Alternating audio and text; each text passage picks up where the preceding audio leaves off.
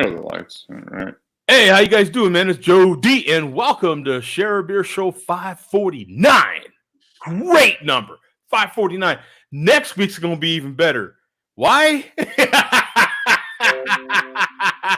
We are going to be in the 550s. The 550. Yeah. Well, this is one of the shows where the first two numbers add up to make the third number too. Whoa, that's true. That's true. Yeah. So, Okay. not a bad deal right now. So, for the numbers geeks, this is a hell of a show right here. This is legendary. So, today is Saturday, April 18th, and this is the end of what? What is the end of Week 6? It's the end of week 6, man. Not the start of week 6, the end of week 6. The end of week 6. Thank you. I was corrected. I was not thinking correctly earlier. So it's the end of week 6, and we did not think about where we would be. We had no idea where are we going to be at the end of week 6. And here we are 2 weeks from May, that first week in May, where initially in the beginning of this shelter in place, in the very start of all of that, it was like every day felt like a week. And does it still feel like that? No, not as much, right? No, we're kind of getting used to it now.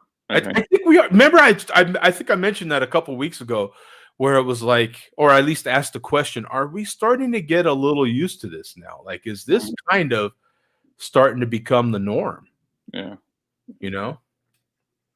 We're in the same exact seats that we were 6 weeks ago. I mean, come on, they're moved. I feel like I'm sitting in the same seat I was a couple years ago. Yeah. 2009.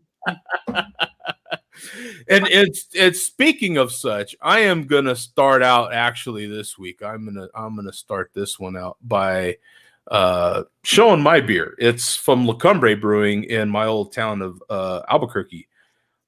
This is the La Negra. So I thought I'd show this one off. This is a barrel-aged imperial stout. Hey. So this one I have kept a few years, and I'm supposed to. So one of the rare ones that you're supposed to keep aged. I'm supposed to keep this one. So this one I did completely politically correctly. I was total PC on this one. 10.5% ABV on this one. Let me type this in here and share the screen. From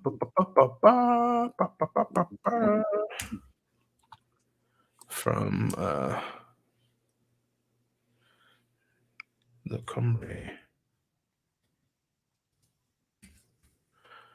Yeah. Oh, here we go. There it is. Let me share the screen here real quick. I know this is fun. So here we go, sharing the screen. There we are. La Cumbre Brewing. We've got 1,700, practically 18. We're one more. As soon as I put mine up here, we're going to be 1,800 ratings up here. 17 in the last 30 days. 10.5% ABV, 80 IBUs, and a 4.09 bottle cap rating. Nice. Big, black, and beautiful. La Negra is an oak-aged Russian Imperial Stout brewed with our British pale malt and an enormous amount of roasted malts. A 5-hour boil lends to a big burnt sugar and raisin character, while the intense bitterness gives the beer an incredible dark chocolate finish. Needless to say, the mouthfeel is what you would expect from one of the biggest beers we've brewed. So here's a good photo of it here, right here too, man. Just in case you couldn't see mine real good. That's actually a different label than I've got. That's a much better. So, I'll stop sharing the screen here, and then we can check mine out here. Let me pop the cap on this one. You got pretty much a standard cap. Let me see if I can get a date on this. That'd be great. I can't see a date with my current lighting. No date. I don't see a date at all. Well, that's a buzzkill. Did you Oh, get that recently, or how long have you had that? Oh, it's been it's probably I would assume it's been about a year. Oh, okay. Oh, that's not that bad. I thought you meant Maybe it you was like that's one of the ones 7, you 8 brought years. with Yeah. No, I don't think it's that long ago. I don't think so. Okay. And they're still making the beer, which is a good sign. So. Yeah. They're still making the beer. I don't know when exactly. Oh, God, I wish I had a date on here, but I don't. Here we go. Let's see if we get some smoke. Oh, a little bit of smoke. Not a whole lot, though. Oh, I'm pouring smoke, though. Neary still, he can still sleep. He's okay. I'm pouring it real aggressively, trying to get some head. I'm not getting much at all. So there's a good look at the beer. It is just pitch black, baby, just like the description said. Oh, man. You know, it's not super boozy smelling. That real nice chocolatey smell. There's a real nice roasted malt smell. Just everything you expect in your typical kind of Russian Imperial Stout. What I was kind of expecting, though, because La Cumbre is notorious for being a hop-forward kind of brewery. So I was expecting a little more hops. So maybe this is aged a little bit and calmed that down if that's what some people were initially getting. Mm-hmm. Oh, that's buttery smooth, man. I mean, it's a big, heavy beer. It is. I am moving this with a lot to get it to swirl around in the mug like that. I am putting some force behind that. It's a big motor oil type of stout. Not recommended for. I mean, look at that. It's even got some, like, you can see the lacing on there. It's kind of, but you don't taste that alcohol hardly any, man. For 10 point whatever, what was this? 10.5. Okay. It's hidden really well. Definitely recommended. Absolutely. Definitely recommended, man. Let me see. We had Coach in here that said craft beer. So he gave us a good craft beer. Haven't got malt liquored yet. So Not yet. Oh God, I need a beer. That's from Uncle Joe. I will try and jump back on later. A little busy today, fellas. And that's from Coach. And by the way, anybody concerned about Coach, he's working slowly, but he's getting back into his normal routine now. Mm-hmm. So here's who's this? Scorgy? Hey bros, have you all tried Trailer Park Pizza before? It pairs well with any brew, especially malt liquor. We got Tim in here, man, from Facebook. Yo, what's popping, my G? Big Bear, no date. That's a Greg no. You know what's funny is he does that so much. I literally think of him every time as well. Hey, we got Mario, man. Joe D. Good to see Mario, man. We go back and forth on Instagram. Congratulations, you guys from North Dakota. Oh, we haven't heard from North Dakota in years. Your blog is a bright spot during the trials our nation is going through these troubled times. Keep up the good work. Hey, thank you, Michael. Appreciate it, man. And a big salute to you, man. Appreciate that, brother. So, Mark, what are you having, bro? I'm having another one of these Scofflaw Basement IPAs. Oh, are you? Yeah, it's such a good beer. A 12 pack of 16-ounce cans for $16. So, and it's a very nice 7.5%. Yeah, it's just good stuff. Nice color, a little bit of bitterness, but nice citrus flavors. Excellent beer. Yeah, I think it's one of one of the better values in a local beer here for sure. So. Let me share that one just in case anybody hasn't seen it. 49,000 ratings on here, 306 in the last 30. 7.5%, 40 IBUs, and a 391 rating, man. That's pretty damn good. Yeah, that's a good one. And it's a great value. It's funny because a 6-pack of 12-ounce cans is $10, and a 12-pack of 16-ounce cans is $16. So, which one are you going to buy? Yeah. It's breweries are, and we're going to talk about that here in a little bit. No different than any other small business. I've been hearing of some small businesses, and Mark, maybe you know more about this because you are a small business. I've been hearing of some small businesses literally not even giving a damn about profit. They are just out to cover the overhead.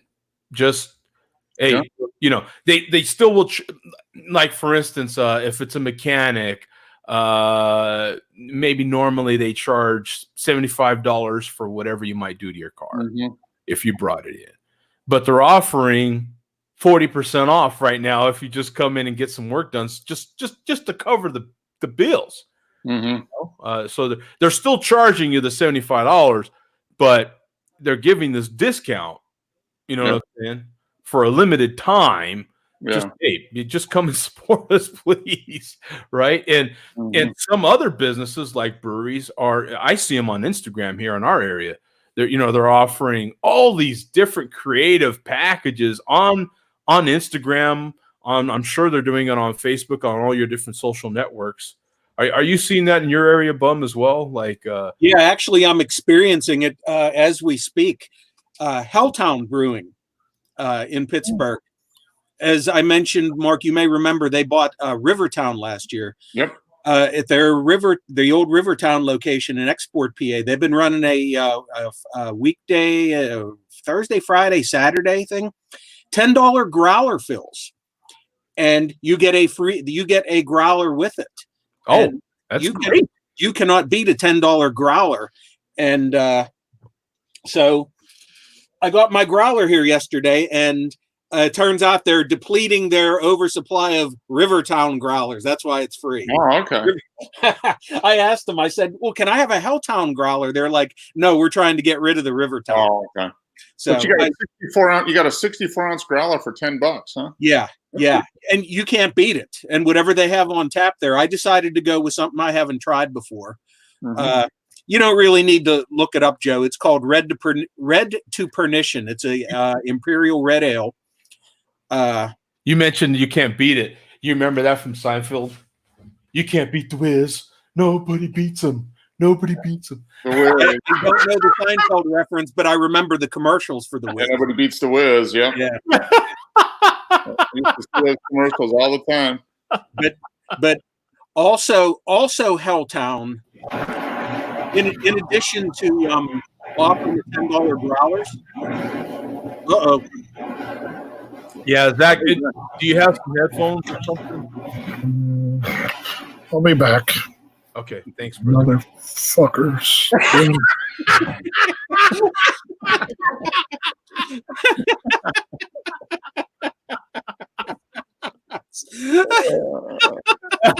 And it sucks when you're on that end, you're not aware it's happening. Yeah, you have no idea. You have no clue because I experienced it when I was all the time.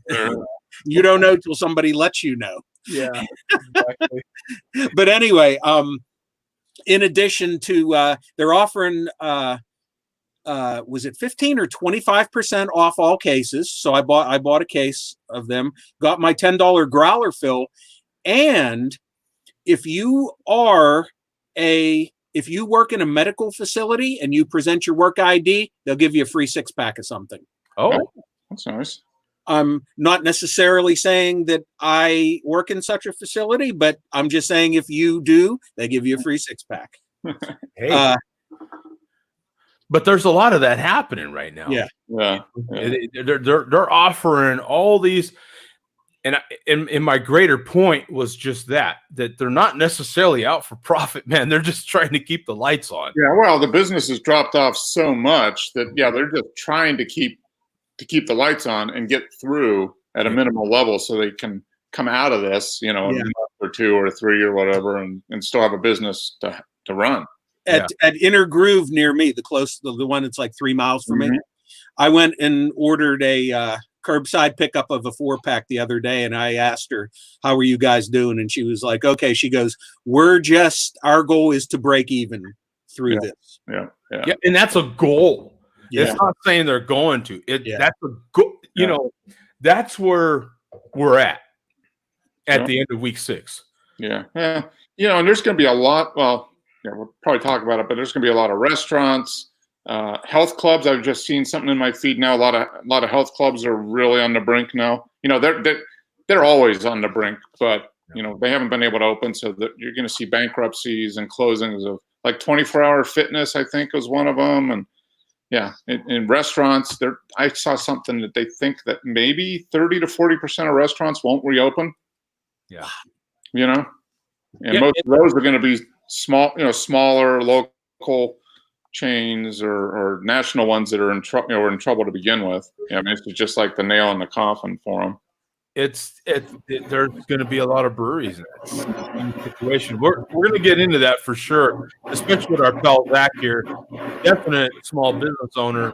We're going to get into that, but right now we're going to get into what Billy D thinks about certain things. What does Billy D have for us here, man? Okay. There we go. Oh yeah. The man, the myth. You notice Zach decided Zach knows when Billy D's going to show up, and that's when I got to tune in. I can't miss this. Zach cannot miss the malt liquor report. No. Zach didn't care about the craft beer stuff.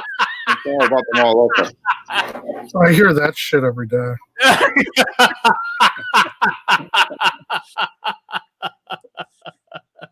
Where's Billy D's dress?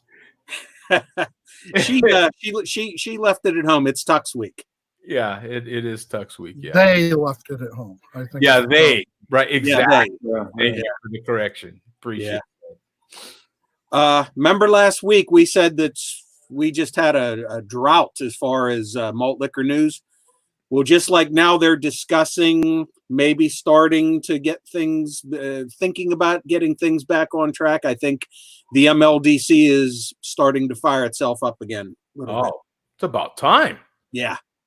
After numerous down weeks. Maybe it took some motivation from the craft beer. Maybe so. From the CBCs to get malt liquor going again. Yeah.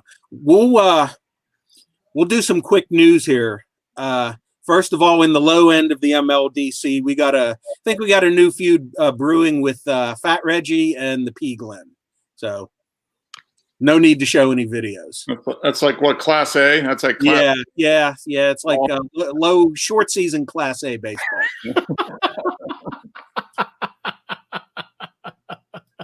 So AAA and up. Yeah. So also, I think we may have a new weekly little sub feature of the Malt Liquor Report here, and we can title it "Havana's Name Changes During the Past Week." Oh yeah, we could. Yeah, that actually the name changes from malt liquor. Yeah. For the ML, what is it, MLDC or? Yeah. Well, if you recall last week, his newest name was J Malt 138. Mm-hmm. Just in the past week, it's gone from J Malt 138 to J Malt MOLT 138. Instead of MALT, MOLT. Malt. Pronounced the same, spelled different. So does he keep getting shut down? Is that what happened? I'm not sure. I don't know the reason behind it. But from there, we went to J Malt Havana 138. And finally, 2 days ago, we are now at Drome, DROME, Maltington. Oh my God. Drome Maltington. Maltington. Now, I think that is the first for the malt liquor community. A ting ton in the malt liquor. Yeah. I don't think there's been a upscale. Yeah. Well, I That's a think lot of syllables. That's a lot of syllables for Yeah. malt liquor. and I think I know where the Drome comes from, DROME. It proves that Havana does have a self-deprecating sense of humor. I'm pretty sure if you pronounce his real name the way that Havana would comes out, the way he would pronounce it, kind of is spelled like DROME. Okay. Yeah. So This is interesting because I am wondering if I think it's in the blueprint, and we might at some point we might get a chance to ask the chairman personally when he jumps in live on the show one of these days. What is the limit of syllables that can be used with malt liquor? I mean, that's got to be up there. I don't think I've ever heard more than 4. Yeah. And that's only from like They've got to keep it short because malt liquor is bad enough. It's hard to remember stuff anyway. So. With the swelling of the brain and everything, right, Mark? I mean, yeah. Whoa, my video's kind of going crazy. So anyway, we'll get to the video news. We kind of have a theme this week. Oh, we got several members of the MLDC showing concern for us. For us? Yep, they're worried about us. Wow, worried about us. Wow, that is. Now, we'll start with the chairman. The chairman looks like he's bounced back. He made numerous videos this week. He finally admitted he didn't actually admit he was sick during his week off. Should I play some breaking news kind of sound here? Yeah, you could. Yeah. He didn't admit being sick, but he did admit to having no appetite and not drinking malt liquor for an entire week. So the chairman shows a little bit of concern for you here, Joe. And once again, I consider yourself warned in advance, Joe. Oh, the show's starting, by the way. The show is starting. Okay. Okay, so there's the link. Okay. Yeah. Then now I am very anxious to see this concern. Yeah, this is done out of nothing but concern for you. Just go to 235. We have to see this concern. I know Zach is just anxious to see what's going to happen here. I mean, 235. Let's go 232. Make sure. We gotta rip it to the end. Special, you're in the coronavirus danger zone. Shout out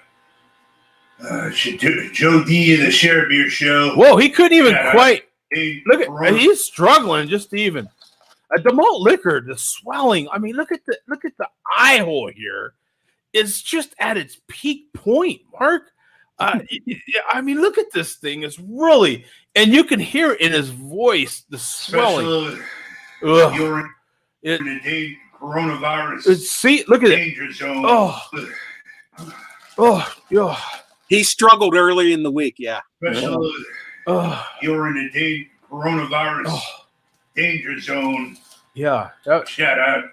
Now, see, that was a lot of syllables. That was a lot of words, a lot of letters in those words to get all out at the same time. Hey, he did say coronavirus. That's 5 syllables. That's a lot. We got to give it to him there. I'll give a golf clap to him there. Thank you for getting all of that out with that kind of swelling. That's hard. That's probably like more than his usual like vocabulary, right? let me let this play through. Let me rewind a little bit and play it through. Coronavirus danger zone. Shout out Joe D of the Share Beer Show. Joe D is morbidly obese. Obese. I Joe can't D let is that go. morbidly obese. Obese. And He always says obese. Yeah. On the end. He never learns. Mustang has tried correcting him Joe D numerous is the times. Share Beer Show. Joe D is morbidly obese Oh, beast. and black. Two fucking things you don't want to be right now.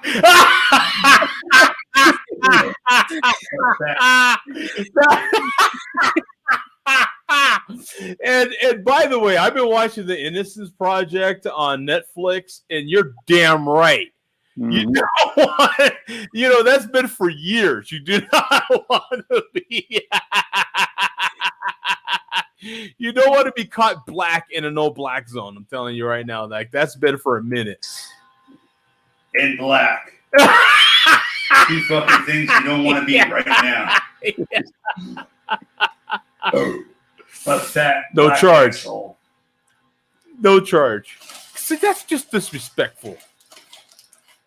No charge. Venus chips.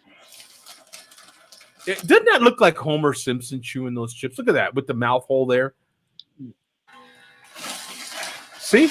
Look at that. That's Homer Simpson right there.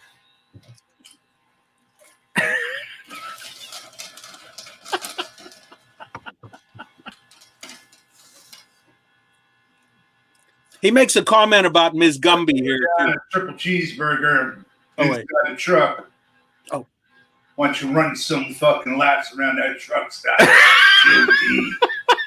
You fat piece of shit.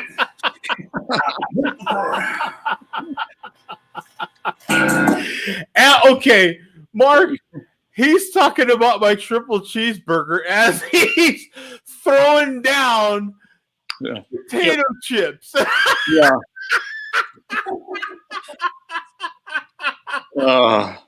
Any comments on that from our fitness guru? Oh man, no. She just laughed. She likes the obese. She thought the boss that obese is pretty good.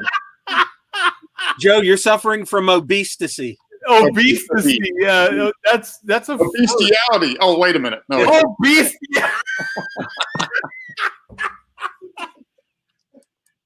So, Joe, I know you get laughs out of this kind of stuff, and we already saw the chairman stumbling. Just go to 13 minutes. Okay. Oh, there's more. But wait, there's more. it's the gift that keeps on giving. It's the gift that I'm sorry, what time?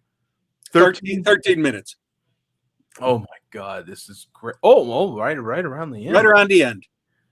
This makes it look So, moral of the story: Moral of the story. if you're married, Mary. fucking don't meet Fat Reggie. Yeah. Fat Reggie. Oh. Don't leave any. When you're drinking malt liquor, Whoa. fucking don't meet Fat Reggie. Fat Reggie. Don't what? Don't leave any. When you're drinking malt liquor, Wait, there we go again. There's just too many letters and too many words to compile together, right? He just has too many thoughts at one time. That's the problem. Yeah, it's just too much. Like, I mean, it just can't handle it fucking all. don't meet Fat Reggie. Yeah, Fat Reggie. Don't leave any. When you're drinking malt liquor, recording yourself, upload on YouTube. Leave no to a phone. None of your fucking phone to us. Dwarf. He couldn't even get it all out. Upload on YouTube. Leave no to a phone. Door. None of your fucking phone to us. No charge. There's got to be some no charging in there. This is just flat disrespectful. Actually, in Vega's newest video today, he said no charge after he burped. Oh, did he? Yes, he did. That's respect, kids. Mm-hmm. That was just before he cussed all of us on the show up. But we'll get to that in a minute. We'll get to that in a minute. It's a setup. Yeah. Makes you feel good. Yeah. You pick them up before you slam them down, Like, right? everything was great, but Yeah. everything after but was bad. Now, in keeping with the theme of concern for the people on the Share a Beer show, we go to Falstaff Brewing, I've got the link. showing concern for head coach. He doesn't name him by name, and actually, this clears up some confusion for me because I always thought in the past he was referencing Tom, as in Teen Wolf Tom. I didn't realize he was talking about Coach this entire time. So the go to entire 515. Yeah, go to 515. Okay, wow. What this is He actually always talks about that swarthy prick on the Share a Beer show. I thought he meant Teen Wolf, but he means Coach. 515. 5:15. Here we go. We're going to 5:12.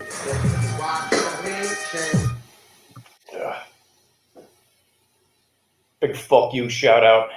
Not even a fucking shout out, just a big fuck you Oh, for the fucking assholes on the fucking Share a fucking Beer shit show. well, thank you very much. I appreciate that. See, that's complete respect.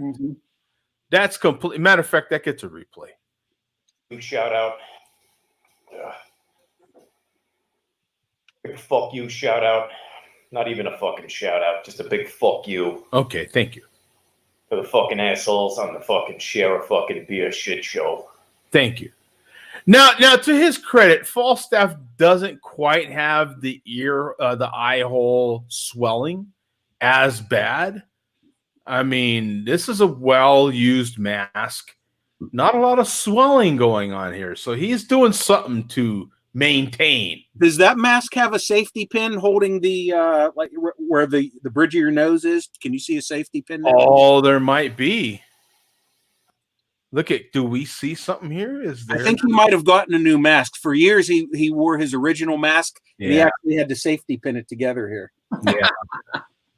Yeah, there might be. I understand one Thank of them you. fucking took very ill. It was the swarthy guy that I've hated on in the past. The swarthy. Recovered. And now fucking get back to doing what you fucking should be doing. Running that fucking kebab stand. Fix me up a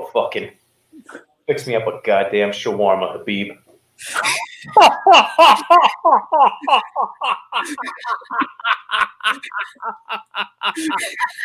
Oh man. That's a slam. That is good. Running that fucking kebab stand. Fix me up a goddamn shawarma, Habib.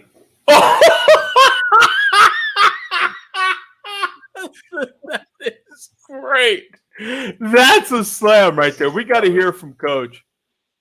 Now fucking get back to doing what you fucking should be doing. Running that fucking kebab stand. Fix Turn the me volume up just a little bit, Joe. Fix Yeah. me up a goddamn shawarma, Habib. It's unfortunately all the way up. Yeah, it was louder before. It's a little lower. On that fucking Share a Beer. There you go. Company is probably insufferable. Fuck you, Fat Joe. Call you that because you're fucking Fat Joe. Oh, thank you very much. Headmaster, that fucking. That collection of No slides, charge. That fucking small fucking cyber island of misfit toys. Hey, you're the Misfit Tours. Hey, that's a new one. Breaking news right there. That's we got some breaking news. We've Misfit Tours. No, toys. Misfit toys like on Rudolph. Misfit toys. Misfit Tours. Small fucking cyber island of misfit toys. Yeah, look at that. We got a Small fucking cyber island of misfit toys. yes. Pencil neck Mark, whose book was read by fucking 3 people.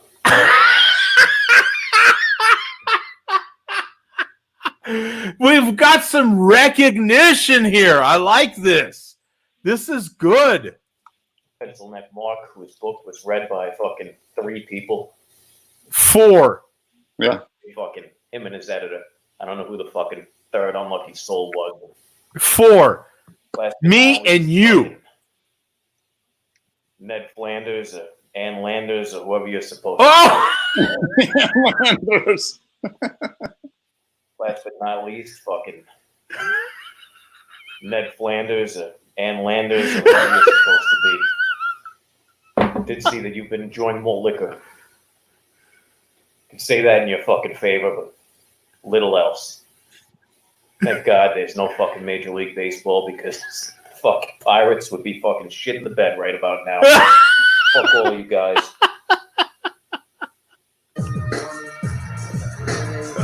Okay. This one's obviously over. Yeah. That was a good one though. He made it count. I can appreciate that. Yeah. Absolutely. That we expect top quality ranting from Falstaff, and he did not disappoint this time whatsoever. He did not disappoint. No. He saved it up. It took him a while. Mm-hmm. It takes a while for him to come up with these, but he made it count to his credit. So, last but not least, brand new video from today from Vega. I didn't take a note of the time of the no charge, but take my word, he said it. You can go to his video and let us see. It's him also. It's at the very end of the video. 6:55. 6:55.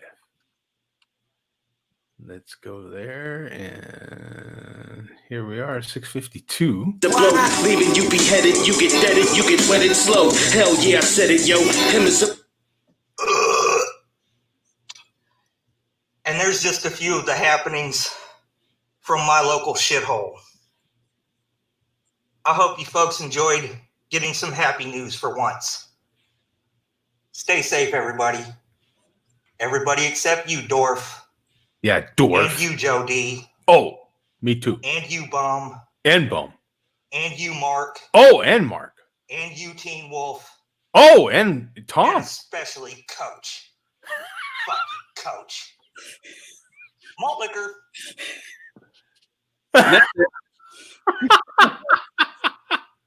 And especially Coach.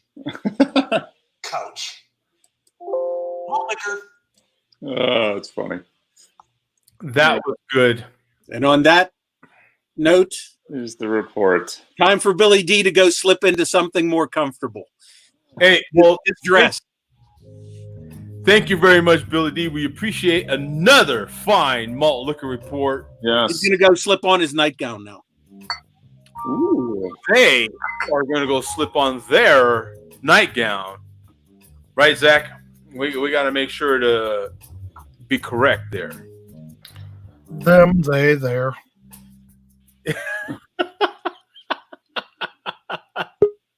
Another quality malt liquor report. We appreciate that once again. Oh, wait a minute. I might have one of my longest fans on here. What's up, Sunil? How you doing, brother?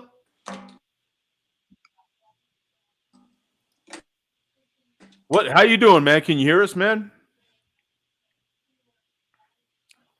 Sunil, can you hear us?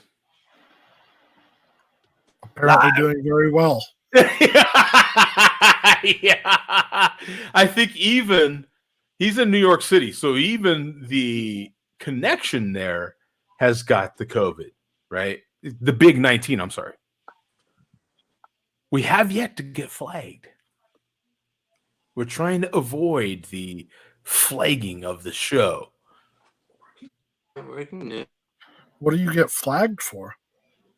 Man, the algorithm picks you. Google right now has their algorithm at full steam ahead on picking up. If you mention the word, dropped out. If you mention it too much, you get the big. If you notice, even the chairman has most of his videos tagged by the big 19. Yeah. Can't talk about the Rhone. Yeah, you can. I don't know, Mark. What do you think? I think there's something to it. If you mention it, they pick it up. If you say it, then they put an ad for public service announcement thing. Yeah. So you just got to call it the C word. Yeah. We've avoided it. I don't know if you've noticed. It gets you by pretty safe. Pandemic probably. Well, I would just like to say they are a bunch of C words. It was recommended by the boss to we all have a boss of the show here, and the boss sits off camera and recommends stuff to us, and the boss recommended that we mention the big 19 or the C word, and so we've avoided the tagging this whole time. Billy D running his mouth. Boss again. is waiting for her check. She's she's looking for a little extra resources. So. By the way, that check should be in her account here really soon. Oh, okay. Yeah.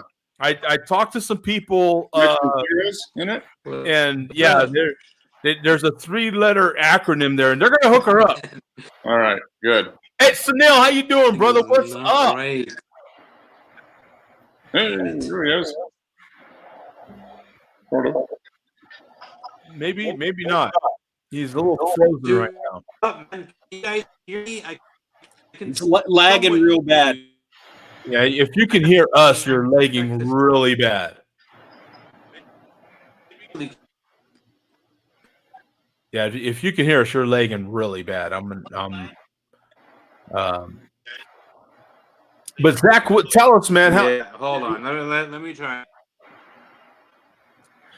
So tell us, man. How are things right now with Colorado? How are things? As much as you're willing to share at the end of week 6 here, heading into May, we're 2 weeks away from this 8-week period or 2-month period where they said we would be thinking about coming out of this. Where are we at, man? Where how are you doing? The idea of like thinking about coming out of it is, I think, now only for a select amount of people. Like, bars and restaurants aren't opening anytime soon, and that's just something that people are going to have to figure out. And I don't know, it's going to be very hard for a long time, I think.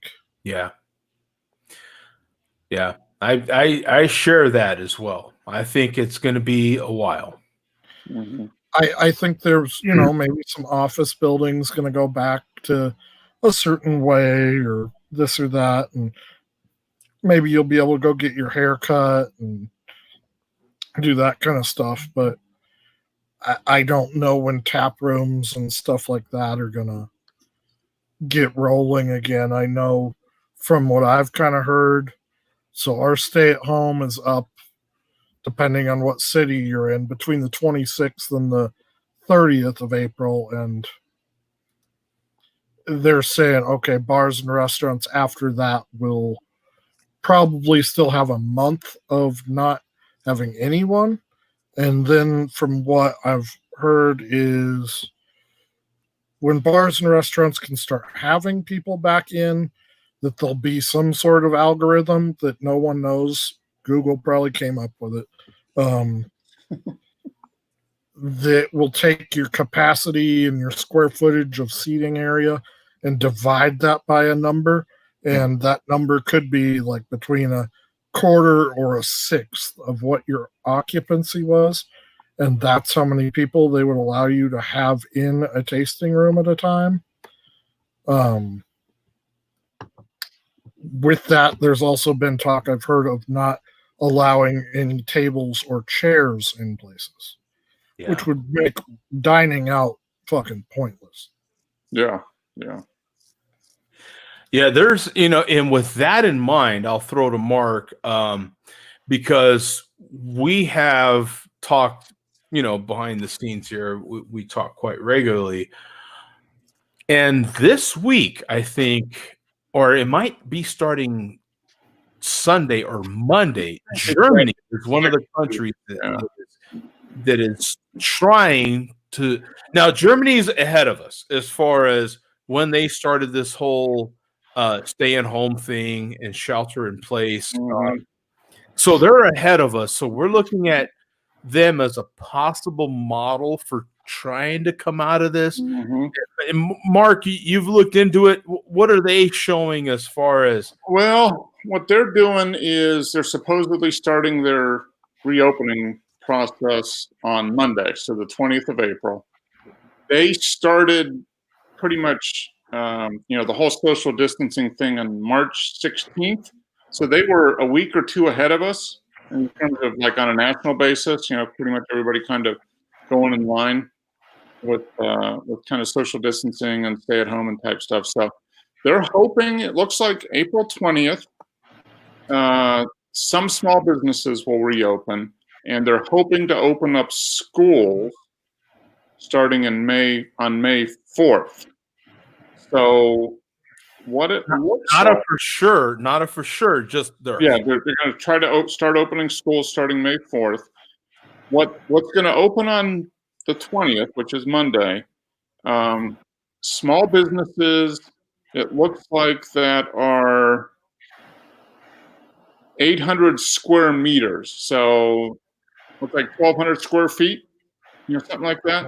That's really small. Yeah.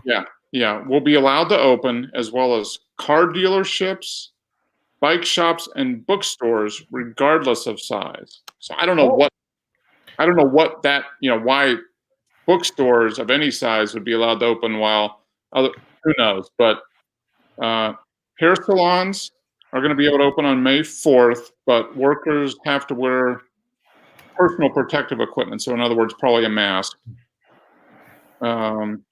Now, I've heard one of the conditions is that everybody has to wear a mask.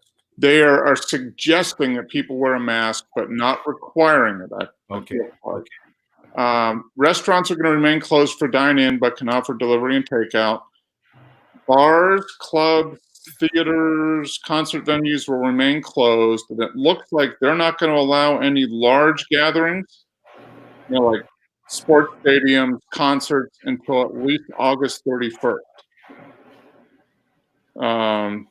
So they're kind of easing into it. And what's interesting is, whereas here in the U.S., each governor has kind of done their own thing as far as what can stay open, what can't. And the thing that's kind of been off limits for a lot of governors has been saying that churches and religious organizations have to close.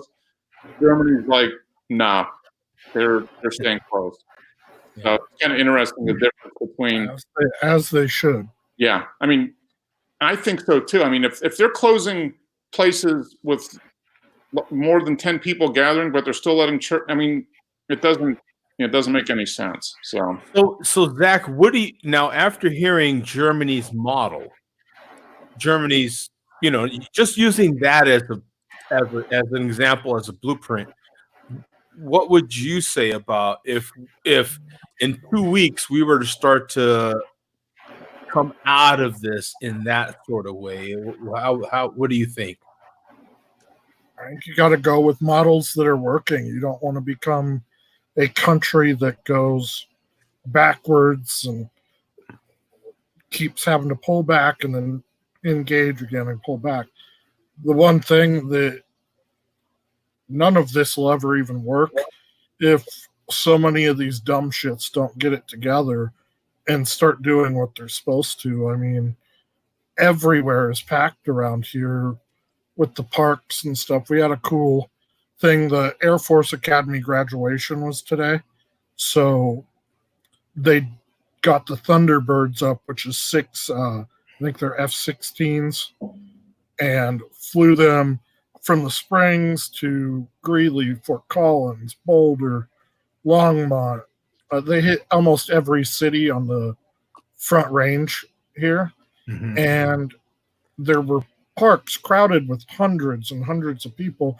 We can see the dam for the reservoir just across the highway from us. And the park rangers and the police actually had to come and break up. There were so many cars out there. And until people can get that through their thick skull that they need to stay home for a little bit and just chill out, this is going to keep getting worse. You know what, Zach? And on that note, I'm in Arizona. I'm in Phoenix. Yeah. One of the areas where the MLB is talking about trying to have a baseball season. And one of the discussions that's been happening here, because, as some of you know, for those who don't know, I am a delivery driver. I'm a truck driver. I do local pickup and delivery in the greater Phoenix metro area. Yeah.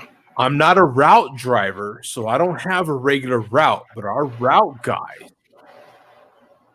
are telling me these certain different things, right, about what's happening in their area. Look, but just living in this area in general, you're hearing about it. If you follow baseball, You're hearing about them talking about bringing everybody here and trying to finish or trying to start a baseball season here. No fans is what they're saying. No fans.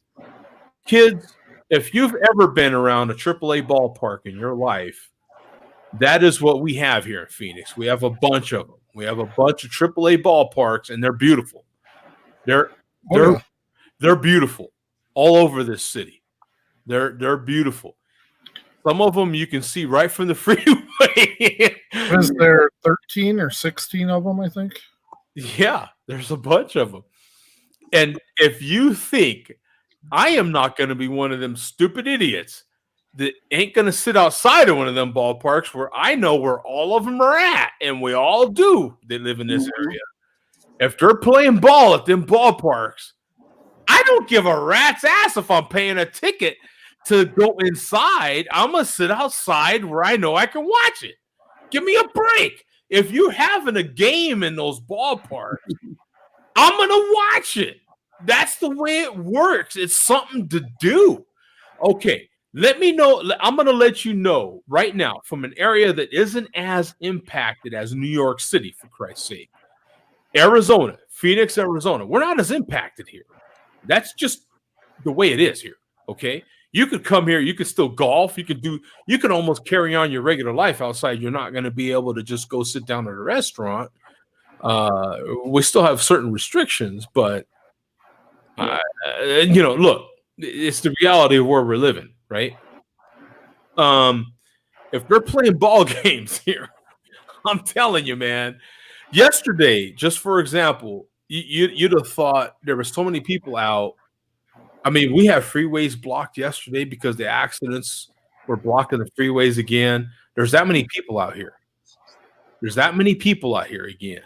And we're at that level here, just to kind of let you know the differences in where we're at. Mm-hmm. Oh, yeah, everybody's in a different area, and the problem I saw with the MLB plan was, yeah, baseball outside in Phoenix is great in March and April. Mm-hmm. Baseball in Phoenix outside really starts sucking in July and August. Yeah, but they play here all the time anyway. But it's like an indoor stadium. It can be. It can be. But the thing of it is that, like, there's going to be a lot of issues when you're going to have a lot of people congregating no matter what. If they're trying to sell this as we're not going to have fans in the stands. Okay, they're not going to be in the stands. They're going to be outside the ballpark where you can't control a damn thing. Yeah. And we all know where all the ballparks are at. You can only play ball in so many places here, man. Yeah. Like it's gonna. I hate to say it, but if that happens, and you guys don't have a lot of cases yet, but I bet within the next month or two, you're going to see an uptick in cases. I mean, if people start going out, especially if they start going out and about, it's just going to be a matter of time. Like you said, Zach, the virus doesn't care where you're at. Now, you can either do this the right way and we can get through it, or you can do it the wrong way. And in turn, you're going to lose a lot of the things that you're in such a damn hurry to get back to. I'm kind of curious as to, okay, in this same period that we've been sheltering in place, okay, and we have an idea of what the numbers are for the big 19, right? In this same time period, what are the numbers for the regular flu that have passed away? There's been such a concentration on that. Now, I've heard some people say, and this is people that are pro trying to get back to having sports. Okay, this is some people that are trying to get back to work here. It's supporting sport is what's happening here. Trying to support their own income is what I'm getting at. But some people are saying, are we going to get to a spot where we're like, okay, let's start to get out of this a little bit, and then we're going to have a little pullback, and then we're going to have, okay, we've got some testing here. Let's go ahead and start this back again. Like, in other words, like a 2-step forward and a 1-step back. Is that going to be our norm? Like, in other words, are we going to be so motivated by our pocketbooks? All of us, are our pocketbooks going to get so depleted that we're like, you know what? I don't really give a F. I got to get out of here. I got to get out of this house. And if there's a certain amount, just like the regular flu, how many of us die from the flu every year? How many of us die from car accidents? And we're like, you know what? I got to get to work. Yeah, that's the thing, and that's what everybody's trying to balance. You know that 30 to 50,000 people die a year from the flu. We've had 40,000 deaths so far from coronavirus. The flu season, you can count on it to run its course, and then the flu season ends. Yeah. This, you don't know what's going to happen. And the big thing with this is the flu. That many people die, and that's after 2/3 of Americans get a flu vaccine. So it's only the people that don't get a lot of the people that don't get the vaccine that die. There is no vaccine for this right now. So now, out west, we have another issue, and we're talking about 11 Western states. We have another issue that hits us every year where we literally have a fire season in California all year round now. It ain't even a season. It's something that happens all year round. And it's just getting to be like a certain amount of property gets damaged every year, and we just deal with it. A certain amount of deaths happen all year round now from the flu. The flu has gotten so rampant that, you know what I'm saying? Like, in other words, is there a certain part we're already getting used to a certain normalcy with this? I feel like I delivered just yesterday to another business that's that's adjacent to a Costco. The people were lined up so far around the back of the building, they're in my way trying to deliver to that Costco. They're lined up around the back of the Costco. What's your need to shop at a Costco at this point? You could just go to any store right now, and I think pretty much in most of our areas, you can get most of the things you need at a regular store.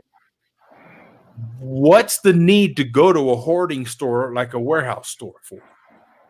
But people still feel the need to wait hours to get to one of them stores. We aren't shopping really at Costco, Kroger, King Super type thing, Safeway, or whatever they're called in your area. We're trying not to shop at any of those right now, and we're getting everything we need from local meat markets or farm delivery services.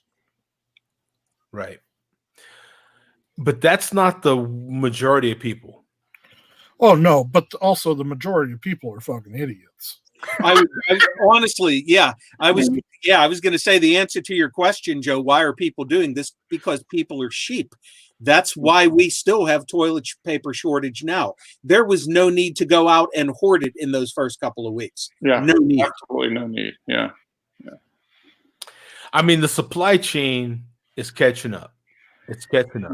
That's just Oh yeah, definitely. But we're still seeing. You're able to get, if you want to buy some meat, you can get some meat now. If you want to get some pasta, you can kind of get some pasta. Hell, you can go randomly now and get some toilet paper. I haven't struggled to find anything really. I mean, right? Yeah. So to me, it's like, what's the need? Now we've got limits everywhere we go, right? All of us have limits in all our areas. I think we can agree. Yeah.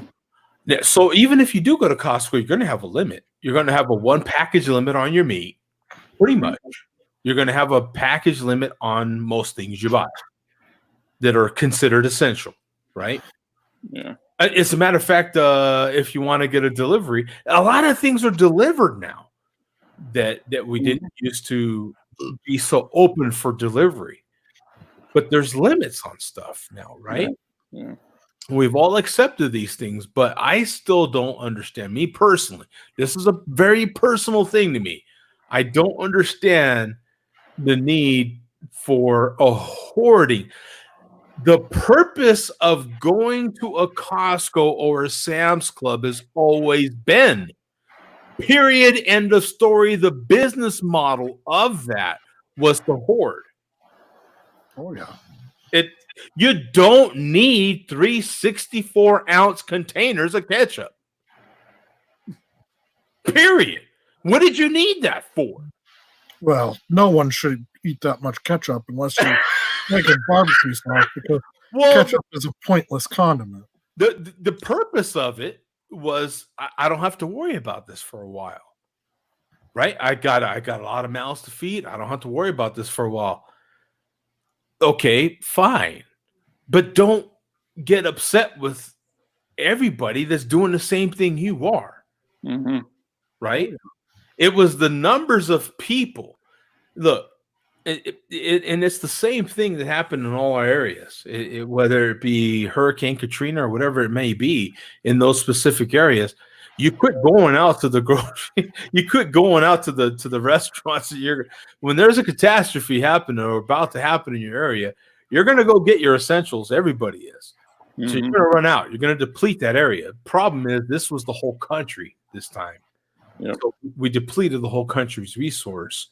We figured out that the hard way that this just-in-time delivery thing isn't quite and it takes a while for that just-in-time delivery thing to kind of work itself out. I know it firsthand because I am in the logistics business. Yeah.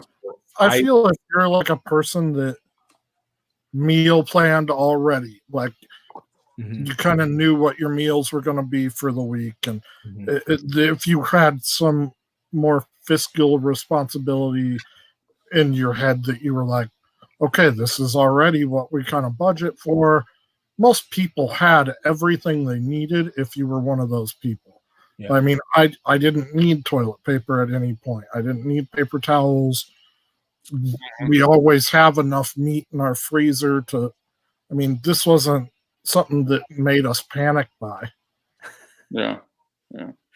But yeah, most people go to the store 4 or 5 days a week. You know what? And now in that country you just mentioned, Germany, when I was stationed in Germany, people went almost daily for things they needed. Mm-hmm. They went to their local little meat markets, their local bakeries. They went to each individual store. It was part of their routine, and they treasured that. This is 30 years ago when I was stationed there, folks. I hate to admit it, because then it gets down to how old I really am, but I hate to admit it. But that was that reality back then. Yeah. Maybe that's also because they were buying smaller local amounts. They're not hoarding.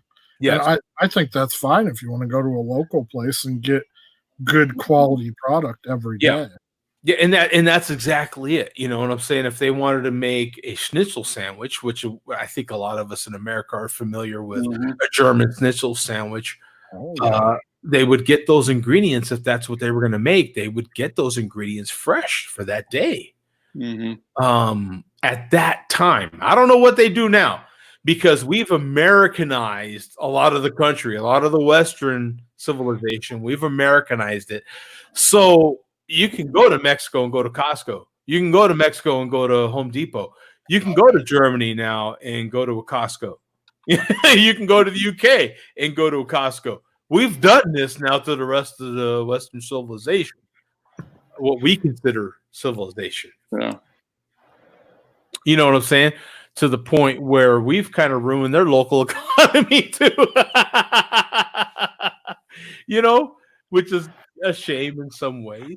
And now, look what's happened. We're starting to realize, you know, with all these containers, you see all these containers, right?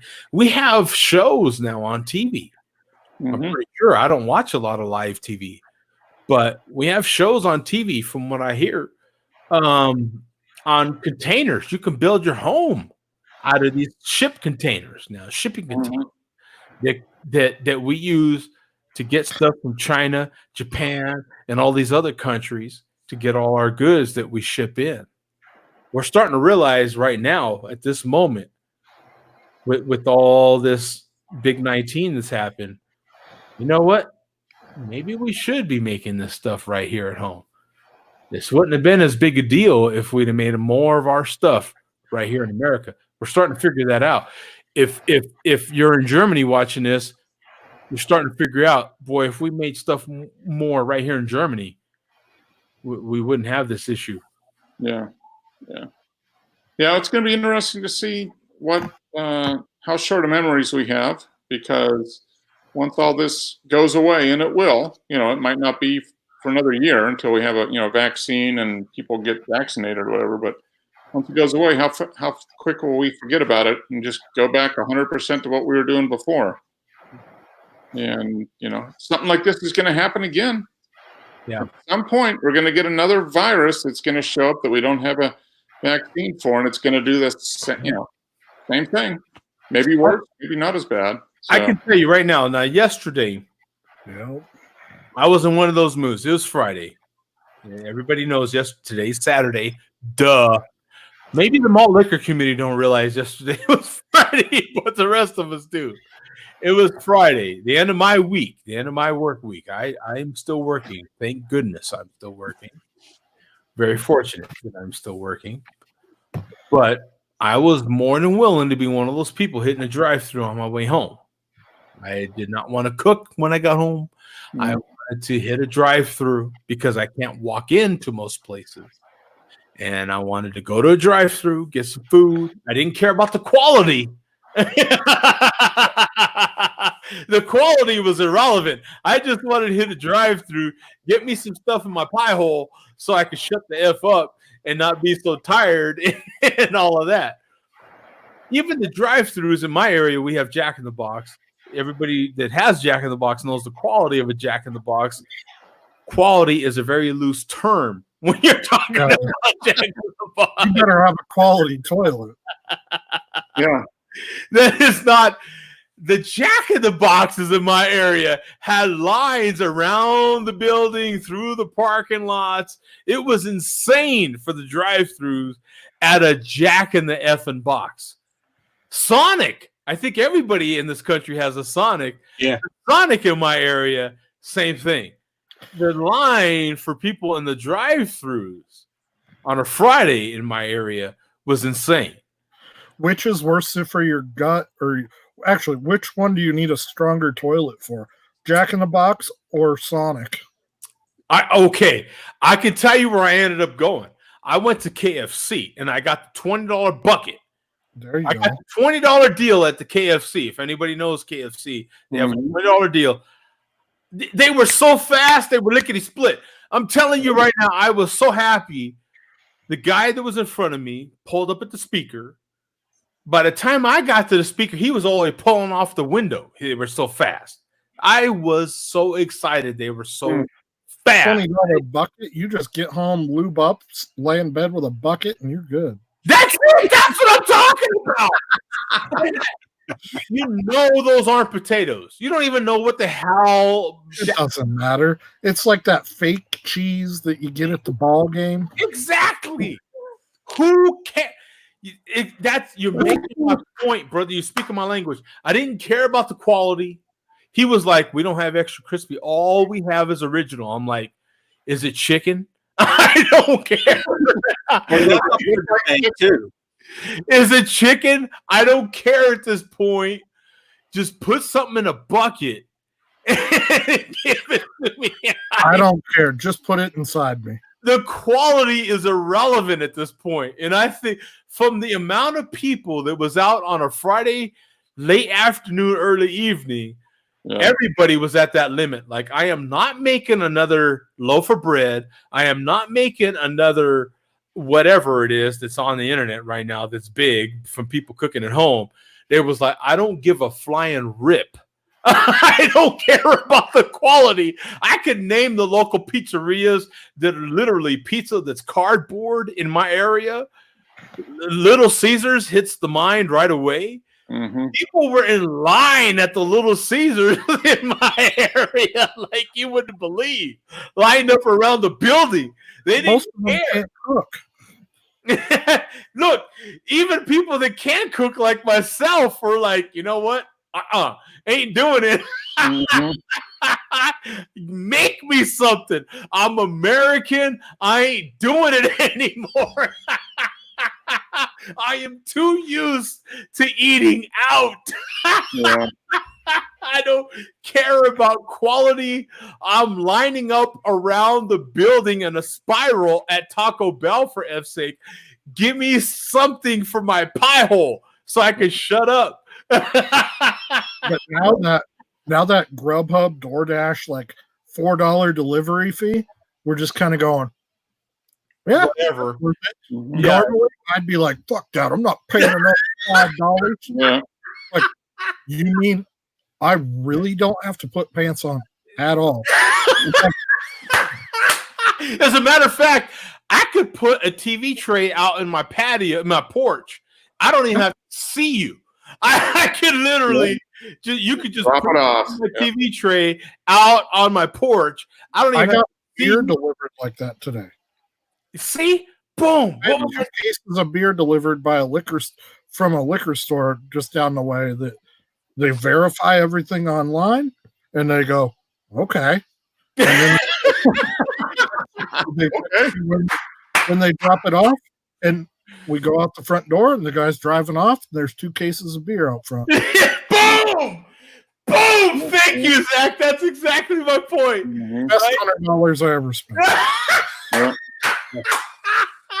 You know what? That's exactly how I feel. America, this is how we are, man.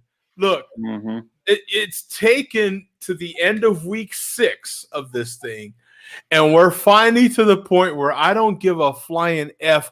Look, Uber Eats has a subscription service now, right? Mm-hmm. They got smart and they were like, yo, give us a certain amount of money every month and don't worry about it. Don't worry about delivery fees ever in your life. We will handle it. And you're like, you know what? Mm-hmm. You're absolutely right. Deliver. We do it with DoorDash up here because I don't get Uber Eats. And it's like, all right, you want chicken wings tonight? Let's do it. And I get points on top of Mm-hmm. it. And they're like, support your local business. You're like, you know what? I am. Thank you very much. I feel better about it. I am supporting you, right? So thank you very much. And I don't even have to see you anymore. I could just put a little thing out on my porch. You drop it off. I don't even have to see you, touch you, or nothing. Boom. That's what it's all about, if you ask me. I've got a little story here from maybe I don't. It's just a big blank screen. How about that? But I could share this new screen that I've got. And it talks about the headline, at least, is a survey suggests a majority of craft breweries could close nationwide. Brewers Association says 60% could close by July. Colorado Springs, craft breweries and Colorado go hand in hand, but a new national survey supports the majority of them could close by July because of the Big 19. Any comments on this at all? Just the main. Yeah, the next sentence in that makes it kind of stupid. Like 500 breweries. That's all they surveyed was 500 breweries. Yeah, that's all they did. Yeah. So the next sentence, like he said, the survey from the Brewers Association got responses from around 500, not even complete 500 breweries, around 500 breweries from all over the country. The report shows that sales at breweries are down around 65%, while distributed drought sales are down around 95%. It also states that approximately 15% expect to close by May, while around 60% could close by July if these revenue trends continue. Any comment on that, Zach? That survey was put out the week that this all started, Okay. when everybody was closing everything down. There was the PPP wasn't a real thing yet. The grants weren't coming out yet. Mhm. There was a massive can shortage starting to happen. Yeah. People didn't have time to think their business model through. I think there are some that's going to definitely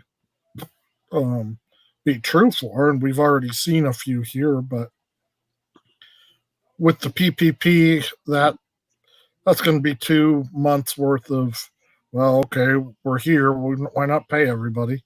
Right. Mhm.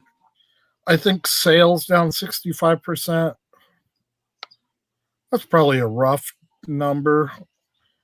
I think it'll maybe get to that point, but that's also, you have to factor in that that's not just your tap room, that's also your distribution sales. Mhm. So places that are doing sales to liquor stores are actually doing pretty well right now.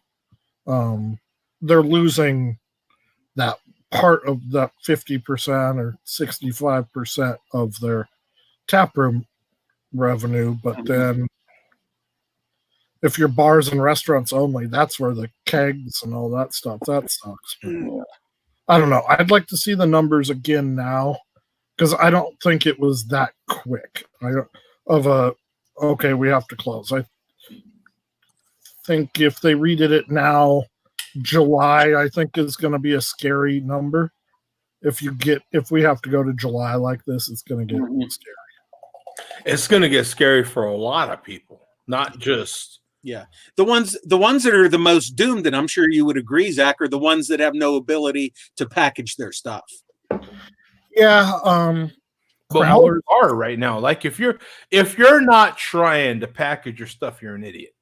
Yeah, Right. some places have no ability to can their stuff other Yeah, than and, I crowler mean, machine and to call a Crowler company and try to get on as a new customer right now is very unlikely to happen unless you know a guy that knew a guy. Mhm. We've got ours. We've got a decent supply.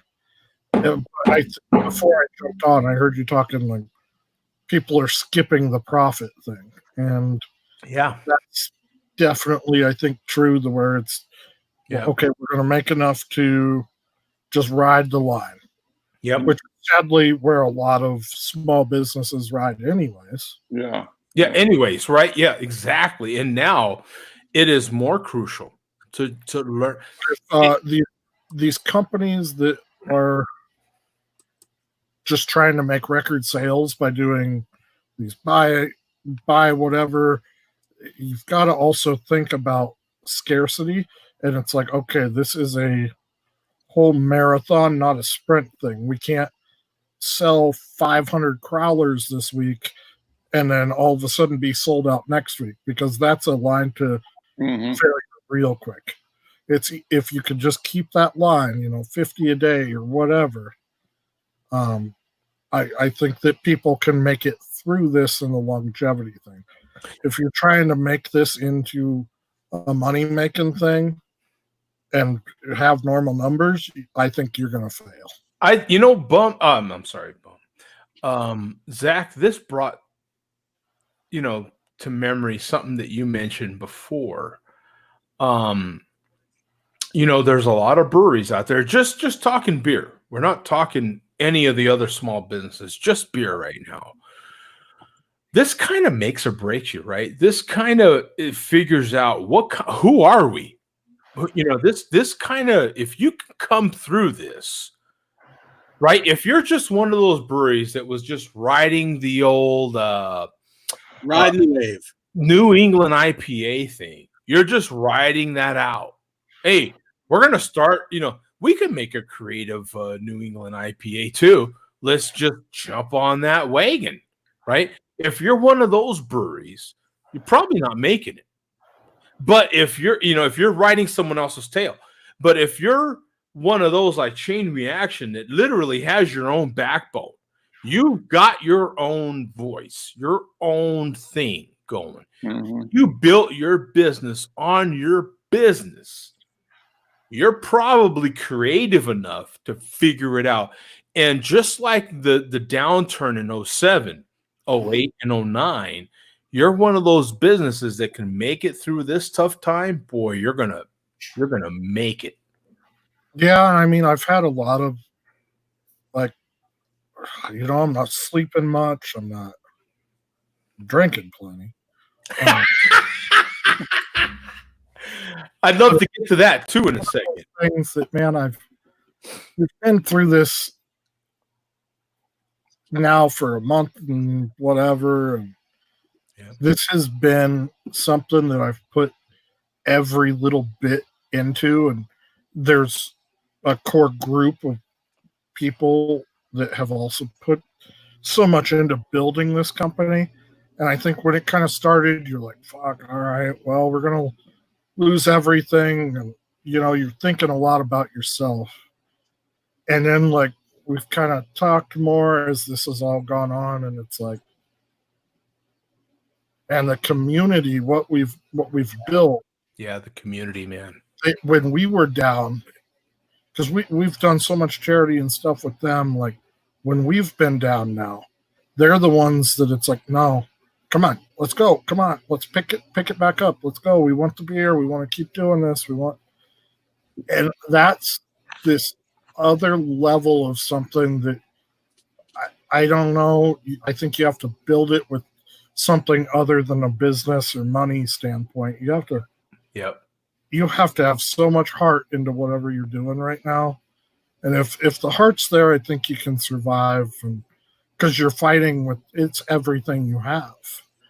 Now, Mark, you're the only other one here that's got his own business, man. What are your first thoughts when you're hearing Zach speak? We're in different businesses. My business has been pretty steady so far.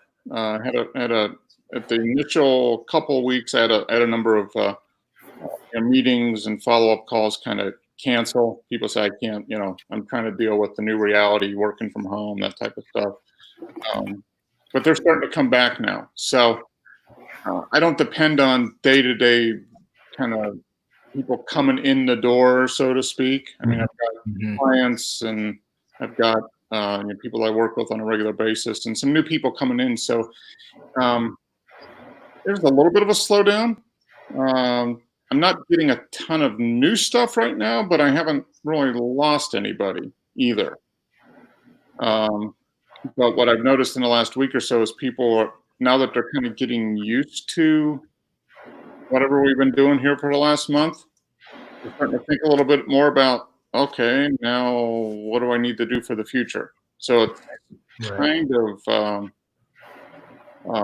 spurring them on a little bit to think a little bit more about kind of longer term, whereas maybe they weren't before because everything was perfect. Now that there's been a little bit of a hiccup, people are thinking about it a little bit. Bum, I think you're in a similar situation as I am as far as a consumer. I think as a consumer, we're thinking of, I want to support my local business. I want to support them. And this is where I'm going to put my energy. This is where I'm going to put my dollars so I can show that I am supporting this business. And at the same time, you know what, man, this business looks like they're really doing something. They're showing some energy. They're showing some community. They're showing this and that.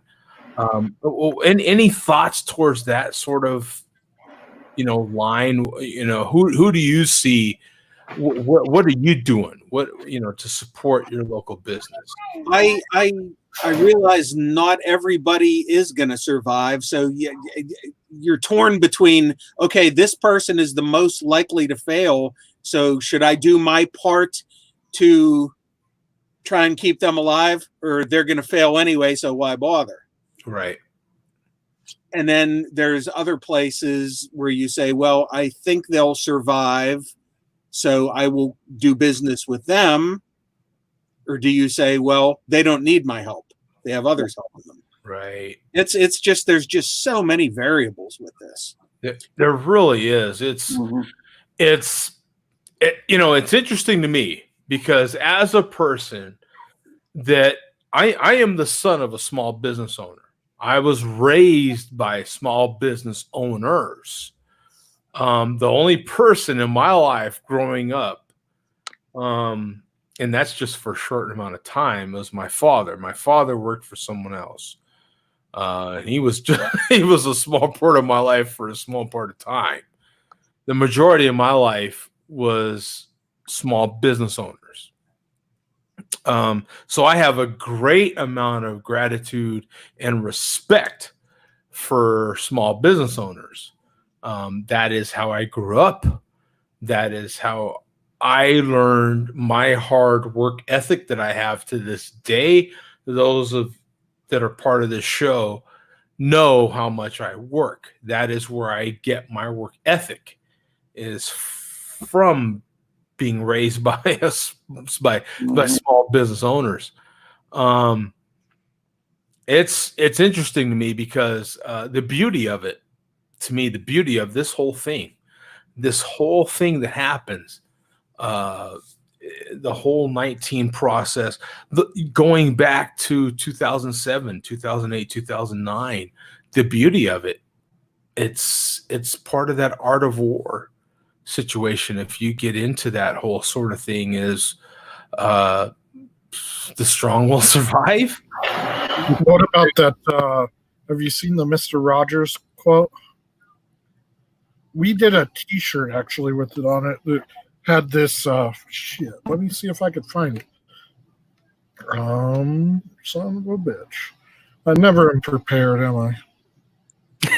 That's fine, man. Well, while you're looking for it, Zach, I remember on one of my Mr. Rogers albums from when I was a little kid, he had a little song that he used to calm kids down called "You Won't Go Down the Drain." That could apply to a lot of businesses, right? You won't go down the drain. Yeah, it's, to me, it's like the strong survive, the creative, not necessarily the strong, but to me, in this sort of situation, the creative will survive. And to me, that's what you see happening. To me, companies like what Zach has built, Chain Reaction Brewing is built on their own backbone. Zach built, and his partners built their business on their own backbone, on their own strength. And it was coming from like you, as far as being from an old school family. I come from the construction industry where my dad's 66 and still works, 7 days a week, most weeks, sun up to sundown. Right. Exactly. So here's this Mr. Rogers quote. If you look for the helpers, you'll know that there is hope. Great. Yeah. That's excellent. Yeah, so I think it's on our Instagram and stuff, but we printed a shirt with that. We printed like 4 really cool shirts. That one's in like a cool pint glass, and then we did one with kind of a Ghostbusters theme with the there's beer glasses with the backpacks on, zapping a virus. Oh, it's, for those that don't look, it's one of the easy reasons, one of the very easy reasons why I slid right into backing Zach from the beginning, because Zach had his own, him and his partner, they had their own vision of what their business was going to be. They weren't like riding the tidal wave of the latest fad in beer. They had their own model for what they were going to do. To me, he's not given enough credit to it, but that is what you should support. right? Like if you're just the latest fad riding a wave, I don't think you're going to succeed. But if you've got your own voice, period, I think you succeed. I think you come through this wave because you've already got your own community that is backing you. Yeah, and not just it's one of those things, man, that it's like ever since I've even started it, sometimes like just going through that tap room, if you were at a meeting and you come back in and it's like, or you see all these people show up to an event, just a busy tap room, or even when it's not been busy, where I see that one person come in and like giving them a beer, and that is the highlight of their day. The rest of everything in their damn life sucks, and you see it so much across that bar. Mhm.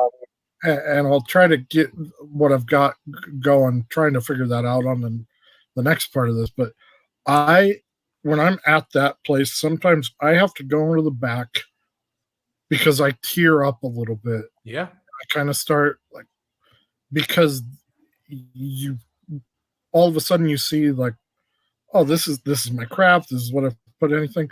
You are something in that person's life. They needed you and you were there. And that's a lot of small businesses. I mean, Mhm. a local butcher or whatever that you needed food from. There is a guy that sometimes just needs a bartender. He doesn't care what he's drinking sometimes. Or maybe we've had the ones that, fuck, the last time I was in here, I lost my best friend. And like a week after, this is the beer we had together. And they go, oh, that's all I want right now. I just want that beer one more time to think about. Yeah. The feeling that gives me inside makes me want to do this. It makes every gray hair, and there's plenty of them. It makes it all the pain, the sleepless nights, because I'm only a small part of this. And I've done this with some charity stuff, and now it's really relating to everyday life that the world is bigger than you. And sometimes you put yourself aside or dedicate yourself to something to help everyone else. You know what? Thank you, Zach, because to me that made my point. Like it's if you're just someone riding a wave, like we've talked about before, the New England IPA wave. If you're just riding that wave when it comes to your industry, you're all about the numbers, Mhm. right? If helping you doesn't make sense numbers wise, I ain't doing it, Yeah. right? Because I'm in business for this. Now, Mark knows firsthand all about numbers. Mark's a numbers guy. Yeah, well, that's interesting. My There's certain things that the you opposite, do yeah. as a small business that, like, it just comes from your gut. You're like, you know what? This don't make no sense on any sort of chart. I can't put it on any chart. You know what? I don't give a flying rip. This, I have to do this. You know, I A have. field of dreams. It's just a feel. It's a feel. If you build it, they will come. Yeah, it's just, you know what, and you've built a community, and that's what real true small community business is. Even if it's virtual, right, Mark? Like even if it's you can get a feel that the person behind this business, even if it's virtual, even you in Atlanta and me in Phoenix, if I'm your customer, I can get a feel for, you know what, this guy, he what do you say, Mark? Yeah, no, that's exactly it. I in my business, there's the people that just collect assets and charge a fee for managing assets, and most of the time they won't talk to you unless you got a huge number of assets to manage. And I left that world and said, no, there needs to be a way to do it for people that don't have necessarily a big bank account, but people that want quality, quality service. So, yeah, it's the same thing, and it's tougher because you're kind of going against the wave. But what I'm finding out is when I was going against the wave a few years ago, now the wave is starting to come to me because more and more people are starting to realize it, and it's moving in that direction. But I did it because I saw a need, and I wanted to do it that way as opposed to the other way. And just like Zach, started chain reaction because he wanted to brew beer a certain way. And they don't necessarily care how pencil necked you are. No, in my business, pencil neck's an advantage. It's an actual. Questions I get asked. Hey, are you a pencil neck geek? And I said, yes, I am. And they say, all right, you like pencil neck. Mark's pencil neck is my version of a beard. Exactly. I can grow a beard if you paid me, so I got to have a pencil neck. Like when they see you have a beard, they go, "Oh yeah, you have a brewery, right?" Yeah. You have a beard and you're in Colorado. Boom. You got it. If you own a brewery, you got to have a beard. You got to. Yeah.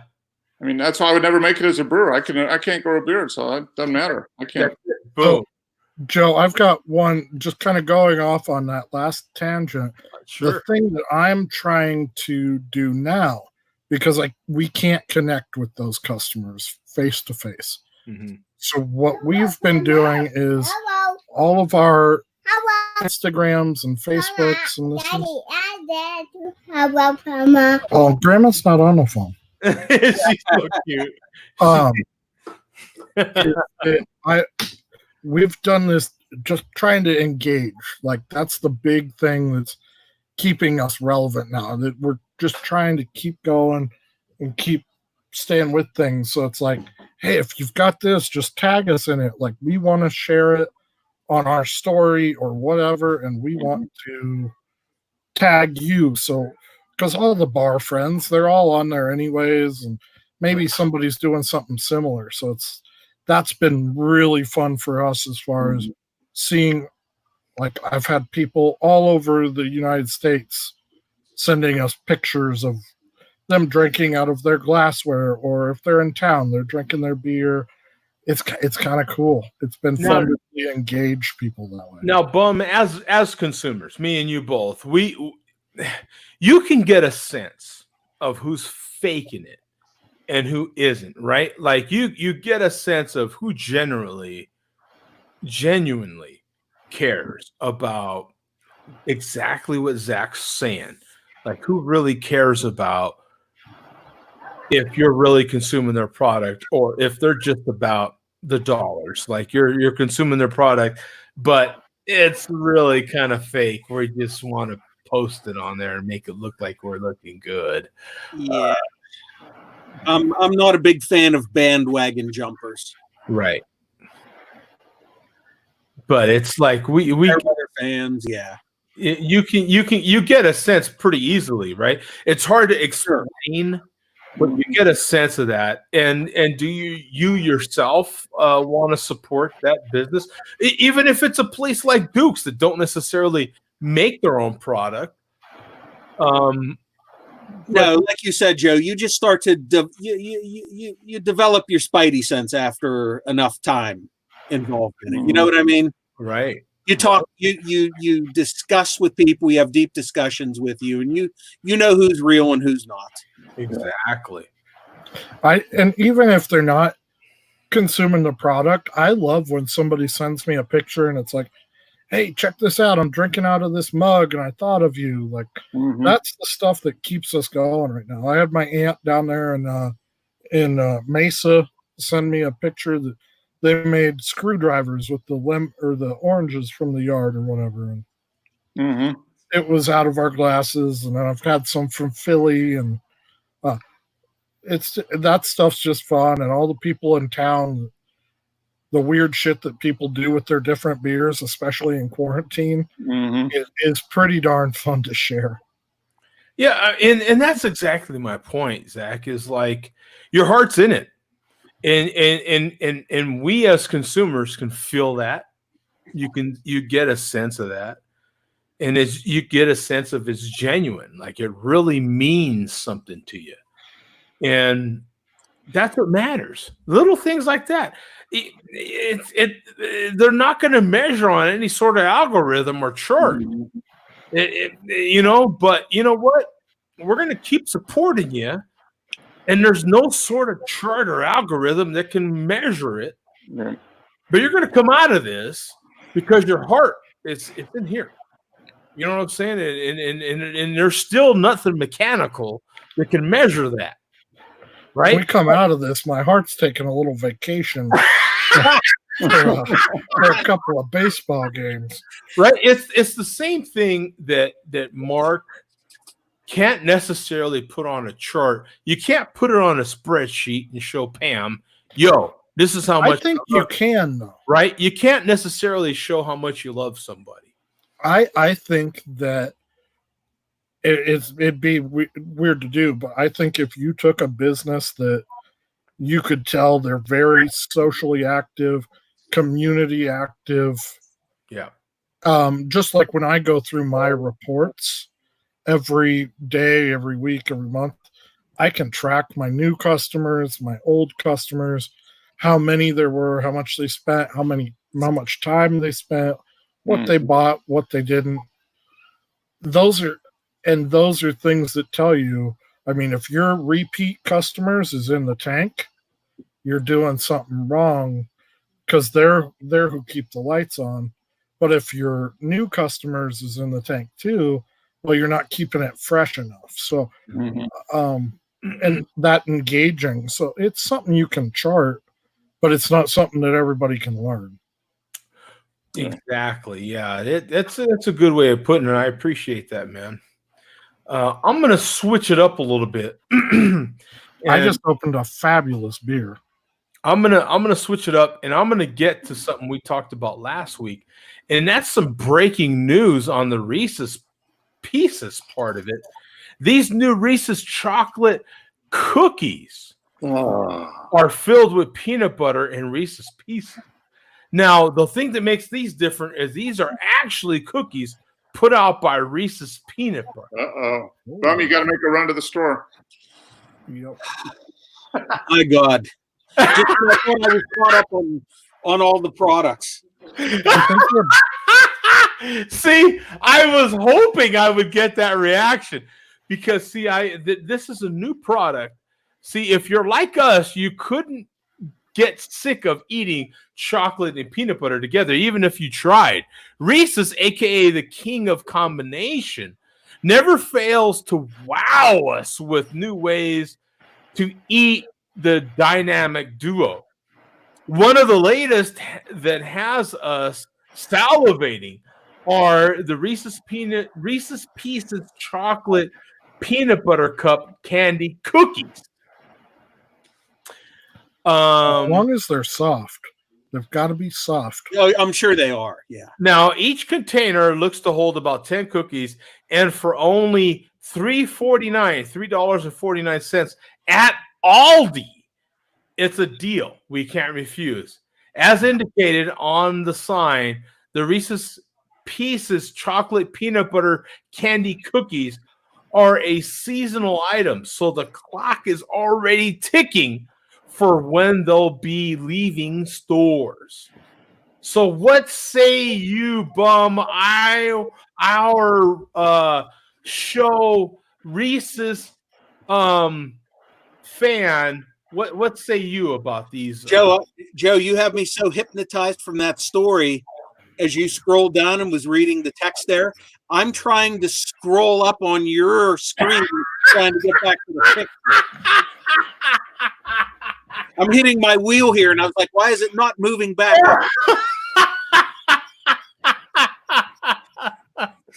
So let me scroll. When the time comes and the Reese's cookies are just a memory, you'll always have more options. Chips Ahoy just released its own cookies made with Reese's mini pieces. No, don't. And Pillsbury has ready to bake Reese's peanut butter cookies in I'd the get into that. refrigerator aisles. Yeah, there's a lot of other products that have the Reese's name on them. I've never gotten into those too much, although I did buy the Chips Ahoy one time. But Yeah, yeah, I just hope these are. Have you guys tried the Reese's Cool Whip in a can? No. Yes, I did. Actually, Zach, I did, Whoops. Oh my goodness. but I it took about 3 or 4 days, and I just squirted the whole thing down my throat.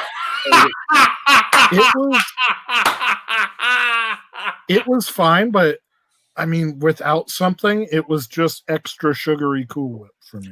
Well, the thing That's that what it makes was. It lacked.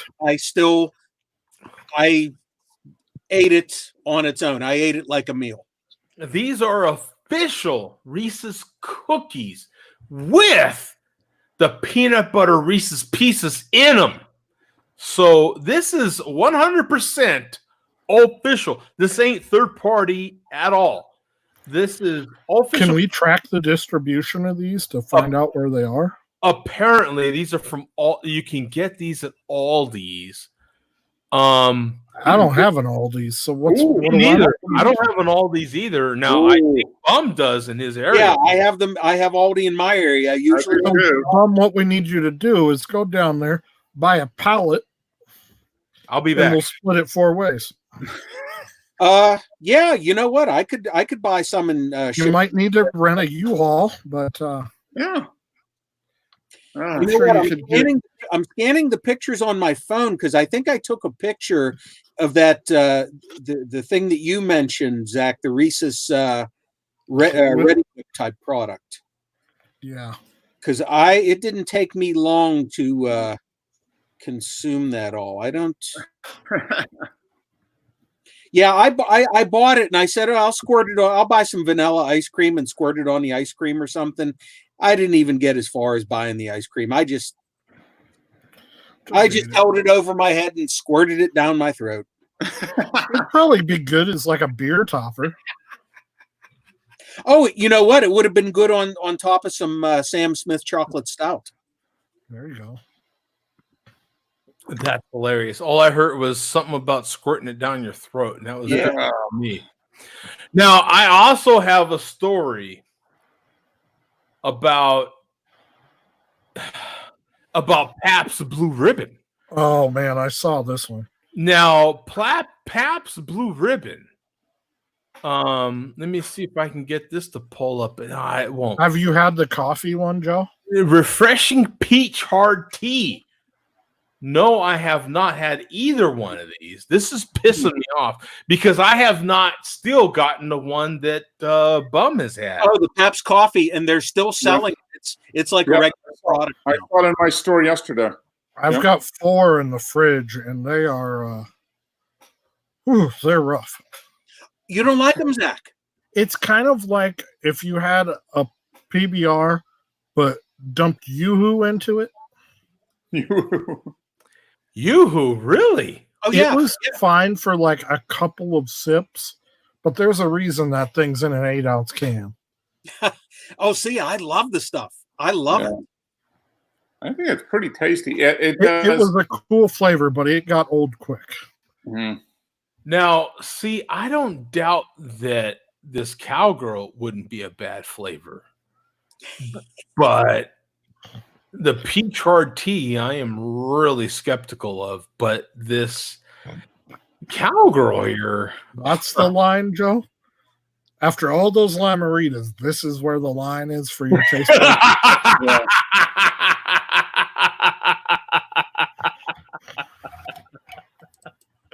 That's the line. Now, see, the Lamaritas never had one of those cowgirls in it. That's the line. See, yeah, and that comes from the guy that has literally shotgunned a Lamarita on the Vegas Strip. I've done plenty of things. Some of you will admit to, others you won't. Exactly. I mean, you always do them again. Yeah. You never know, right? Yeah. Enough alcohol. Now, one of the things that happened with the Big 19 Zach, that I was meaning to get back to was, now one of the things we were talking about with small business is that how it's downturning and all this sort of thing. And I think some of us can kind of see maybe we're on the verge of another Great Depression. Can you imagine during the last Great Depression also having, those sort of things going against each other was prohibition? As much as they're saying go ahead and drink, can you imagine during the Great Depression not being able to drink during prohibition for those few years? Did you guys hear about that when the Denver mayor screwed up like in one of his press conferences? When this all kind of started, they had just started the stay at home, I think, and he said like breweries, liquor stores would be closed, like no sales at all. And really, it was never written in his text, but he got caught in the middle of a couple of questions and said that, and started nearly a statewide riot. And it lasts. Now somebody has made shirts that said "Survived Denver Prohibition," whatever the date was, 4 p.m. to 6 p.m. Literally, it took him about 2 hours to retract his statement. Oh, that's my hilarious. wife was at the liquor store when he was giving the statement, getting a couple of things, and everywhere in town just imploded. People left. She was on her way home from there. Red lights, lanes did not matter. Like, it was mass panic chaos of all these people rushing to liquor stores, breweries, wherever they could get alcohol. Yeah. It as much as people literally will admit that they are drinking insane amounts of alcohol these days. Reporters from CNN, ESPN, you name the big polished franchise, they are more than willing to admit that they drink alcohol like crazy to get them through this self-quarantine time. Can you imagine what it was like through prohibition plus the Great Depression? I really can't. Well, it would have been a recession, but because they had prohibition, it became depression. That was the problem. It was it would have been a great recession, but because there was prohibition, and it became the Great Depression. It's wow. And plus, back then they didn't have Netflix and their cell phones. And I mean, what did you do? They had radio. They had radio and movies, and that was all. And baseball. Yeah. Radio, movies, and baseball. They had nothing else. Yeah. Yep. No wonder they was a depression, man. Right? They had baseball. Yeah. For those of you that are absolutely sick of cooking at home, I've got a take on regular spaghetti and meatballs that might be interesting to you. Now, instead of making individual meatballs, perhaps you make just a big meatloaf that is flavored like meatballs. So instead of making 30 individual meatballs, just make a big meatloaf, lay it on some pasta, slice it up, and then put your gravy on top of it, or your sauce, whatever you like to call it. I call it gravy. I'm part Italian. Boom. American Italian, that is. Boom. Put it on there and call it good. Mm-hmm. This looks delicious to me. I would eat that up with a fork and a spoon. I would eat it. I've never understood the 2 carbs, 1 meal thing, though. Yeah, the bread and the pasta. Like, why do you need the bread and the pasta? I would just take the garlic bread. The meat and the garlic bread.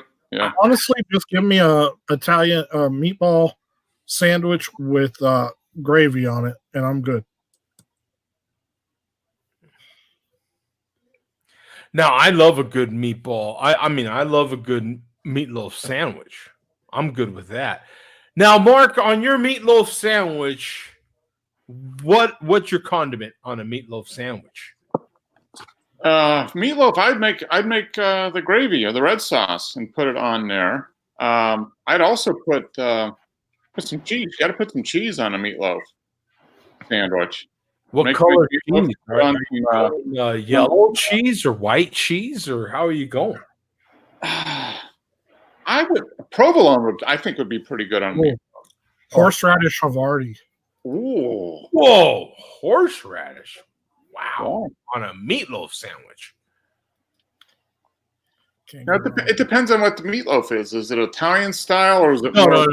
Your barbecue? standard meatloaf, your standard bum. What would you put on a day old leftover standard meatloaf sandwich? You know what? I have my picture here of what I would put on it, Joe. I've never done a share a screen here. You'll have to guide me through it. Is it a picture of yourself? Because that's what I'd put on mine. I've never, in the history of the show, I've never done a share a screen before here. So guide me through the share your screen. Yeah, just click share your screen and share your screen, my friend. So share the one that doesn't have the porn on it. Yeah, whatever one doesn't have the porn, Yeah. and especially the male gay porn, don't share that one. Not that there's anything wrong with that. Not that there's anything wrong with that at all. They Just I don't don't share know it. Damn it, I don't know if this will work or not. Let's see. It should. Can you enlarge that, or did I go into infinity there? You said. Yeah, you just went into infinity, more than likely. Yeah, Oh shit. yeah. That's not that there's anything wrong with it, There's but anything wrong with that? you know, as long as you're okay with sharing your gay porn, I mean, I don't care. You know. I don't think this is going to work. Anyway, it was a picture of the Reese's topping. Oh, okay. Chocolate peanut butter topping. Yeah. Well, doesn't it depend on what your standard meatloaf is? Because the meatloaf I've grown up eating is pretty Colorado Southwest. Like it has roasted green chilies, onions, Mm-hmm. and a little bit more of a tangy sauce on top. Right.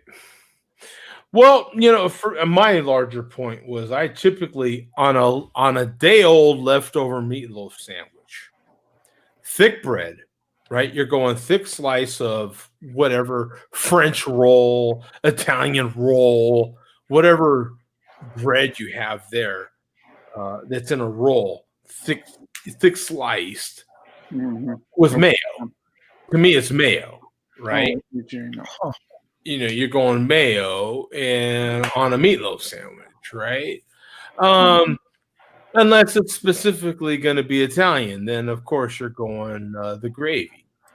Right? See, I treat mine like a leftover Thanksgiving. I like meatloaf, the bread, the meatloaf, mashed potatoes. Oh, mashed potatoes. And I like to dip it in gravy. And if I have some sort of like a little bit of like the extra topping, you make up like a thicker version of the topping to put on the bread. Mm. But I like the mashed potatoes in there. Yeah, mashed potatoes is good. Like when I went to KFC and they offered a $20 bucket deal, whatever in the hell that deal that was. I didn't question what the white stuff was in those little containers. It's obviously some kind of mashed potato whatever. You don't question it. It's the whatever. It's the mystery stuff. Yeah, you just open up your spork and you eat it.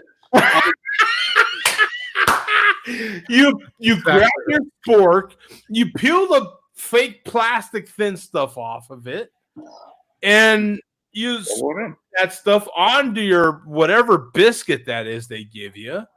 Mhm. And Joe, then- I will just tell you this: that stuff that's on there, it's locally sourced. That's the lube to get the chicken out. it helps you get the chicken out. It's farm to table. It helps you get the chicken off the bone.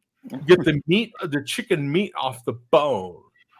Damn it, Joe. Now I want KFC. I'm telling you, dude. Now, okay, that was yesterday. Let me tell you what happened today. Today was several hours of recycling, said KFC, back out into the mainstream. Oh, yeah. Now, today was several hours of recycling, said KFC, back out into society. So that's what happened, followed with some very good craft coffee, mind you. Mm. So there was a very good pot of very good craft coffee helping. At least you price it.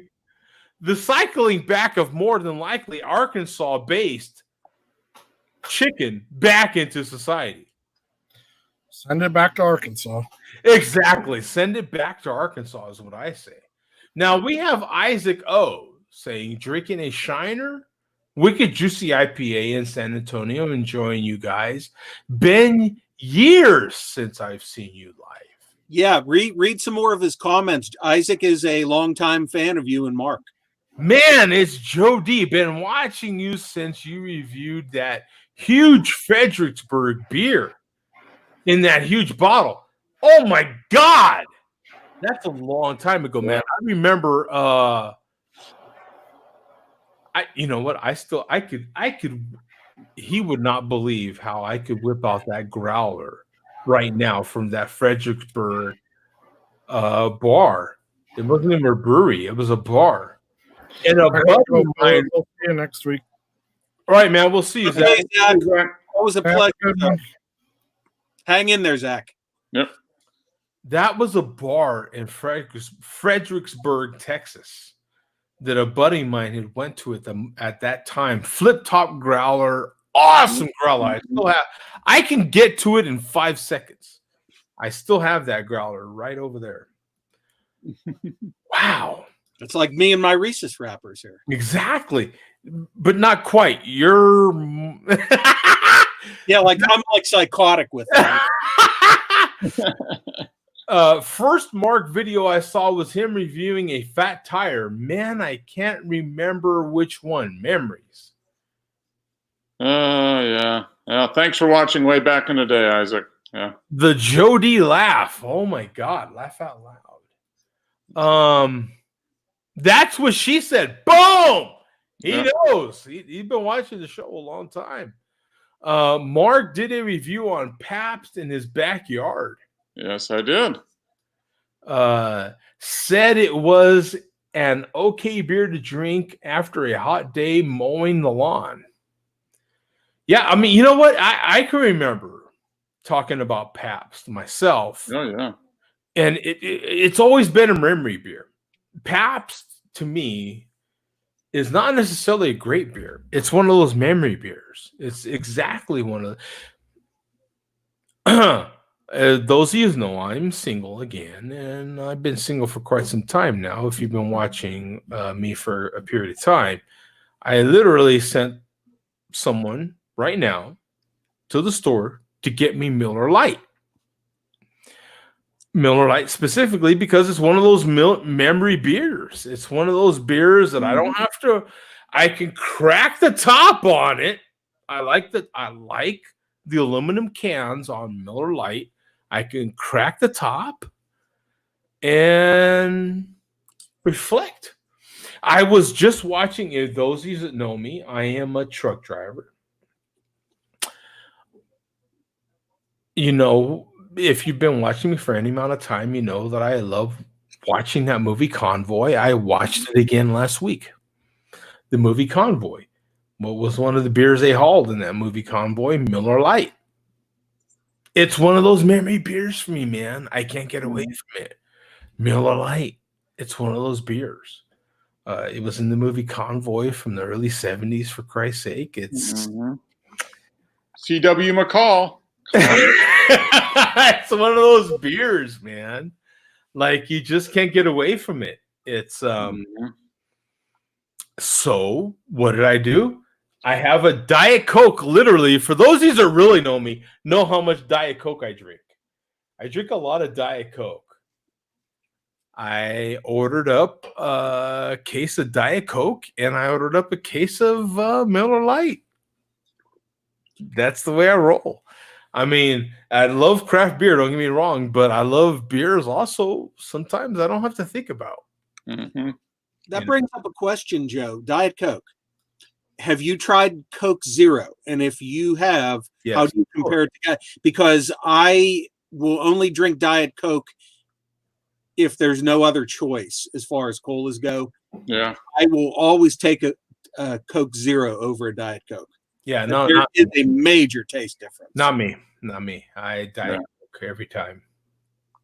Diet Coke. Yeah, I will drink now. I will now drink Coke Zero more than I drink Diet Coke every once in a while, but it's almost always Coke Zero.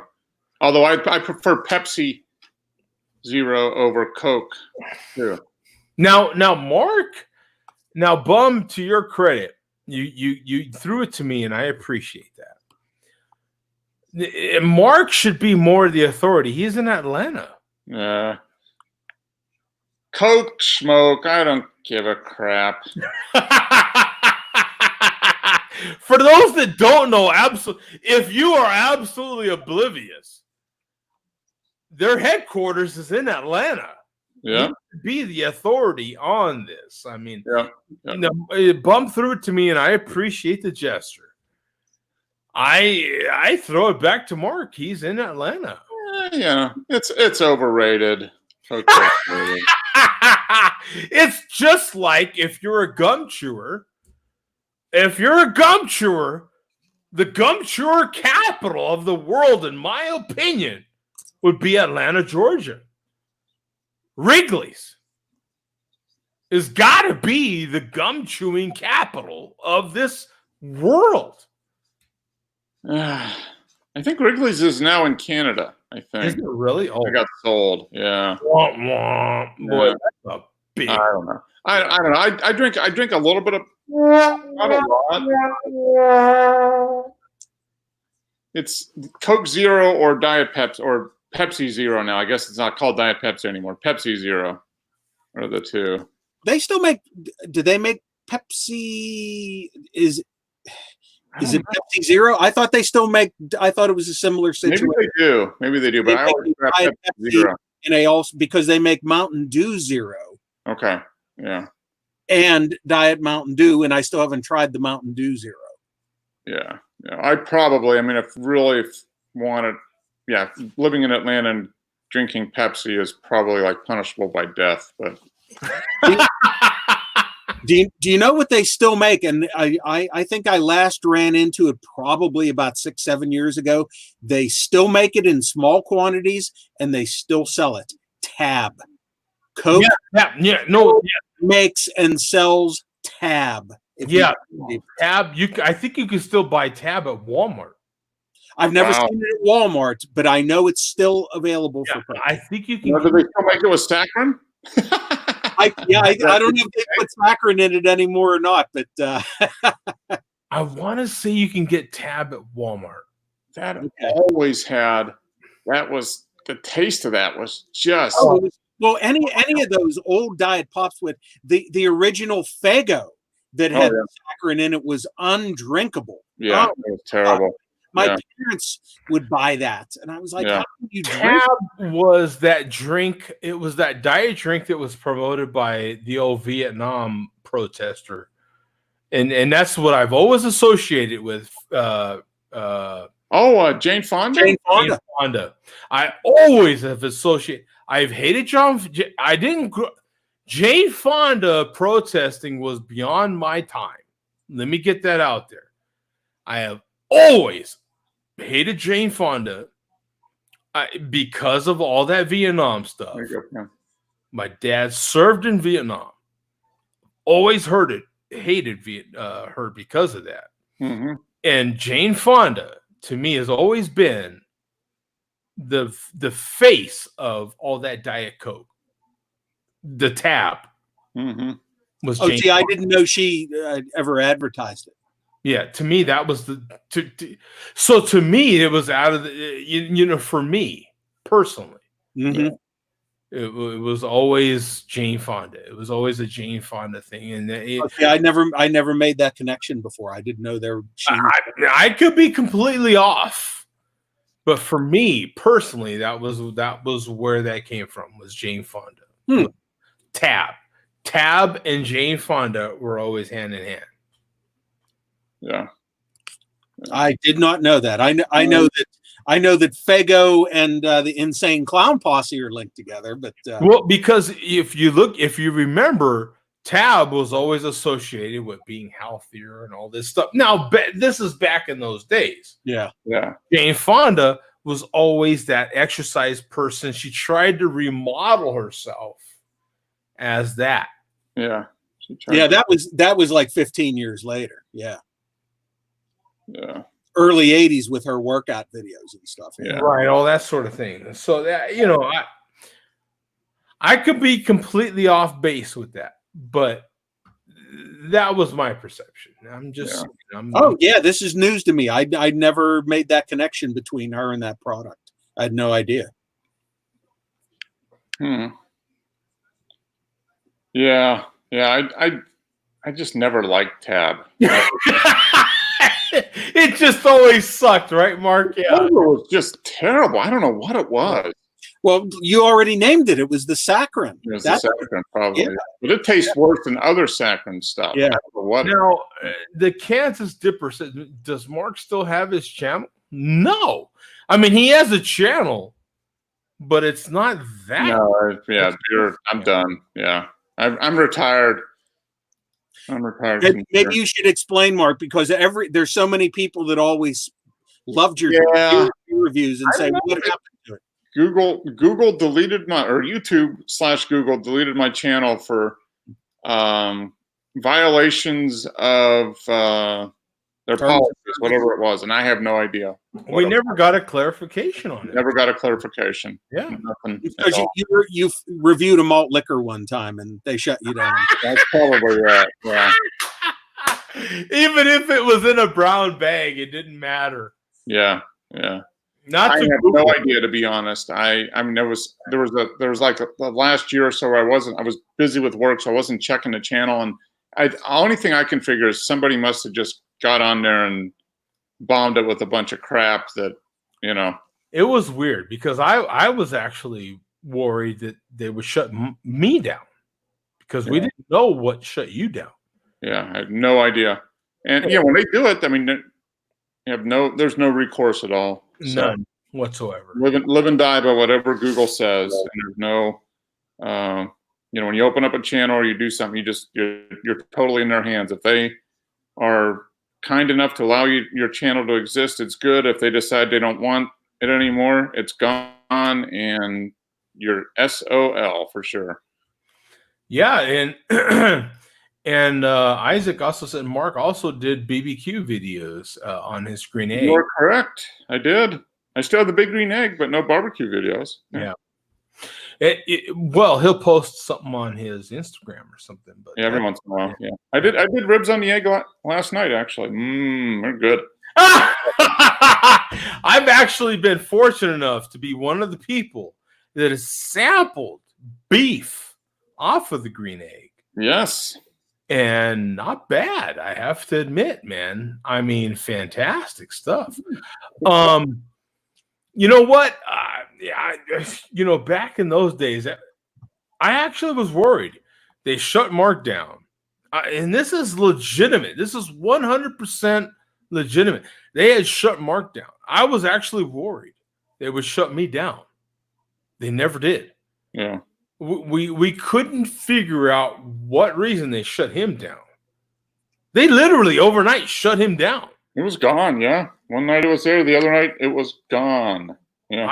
And at the time, me and Mark did things very similar I think you would record a few videos at a time. I Mhm. would record a few videos at a time and post them. It was something that a lot of us did at that Mhm. time. There was only a few of us beer reviewers at the Yeah, time. at that point, probably 15 or 20. Yeah. So I was legitimately worried they would shut this down, and they never did.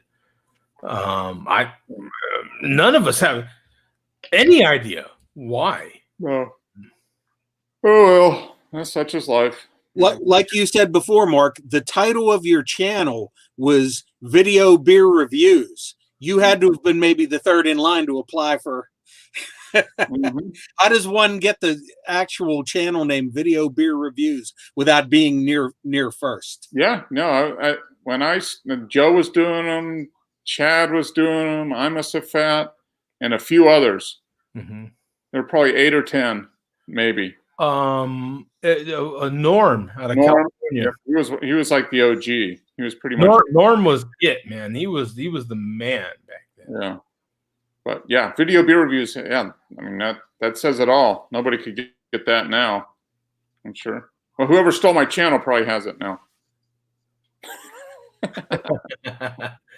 So, he asked also, Jody, I haven't kept up with your videos, but do you still do photography reviews?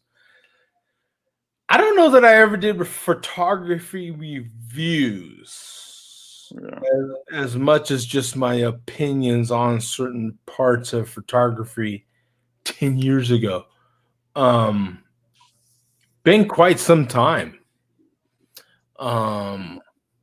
I don't know that I did reviews on them as much as just I actually one of my videos that does it and it amazes me. It amazes me.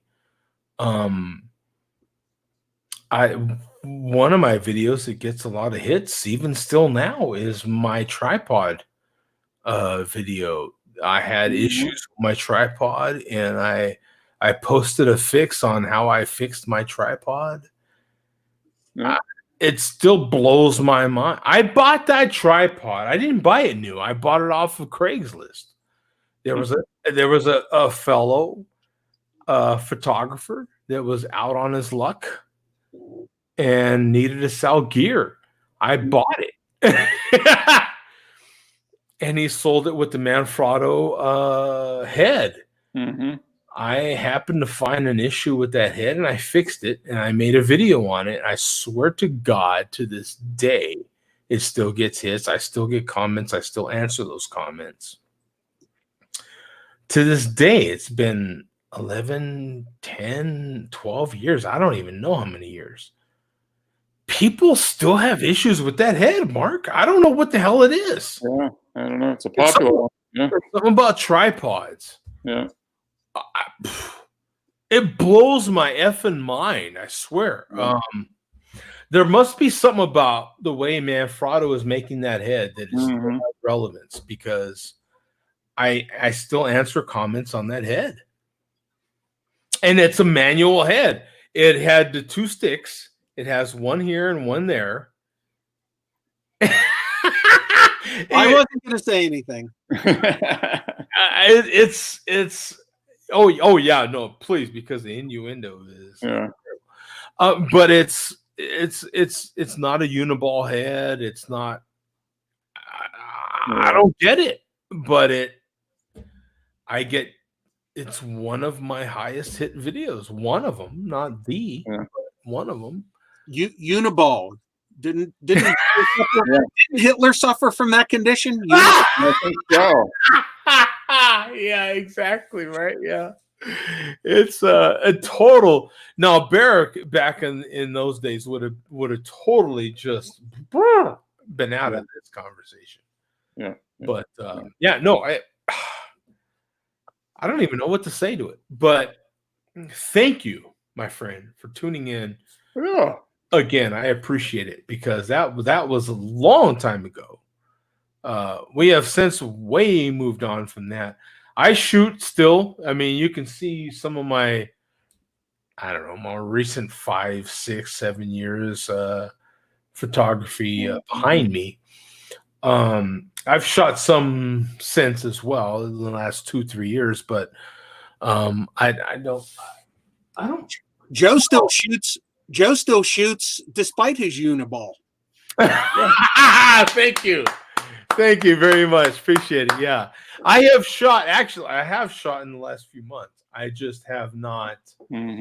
I've been dating, and I am single. For those that don't know, I have gone through an incredible divorce, and I am single. I am out on the market, kind of, and I've shot some private sessions, let's say, and those photos haven't been published, but some of my best work.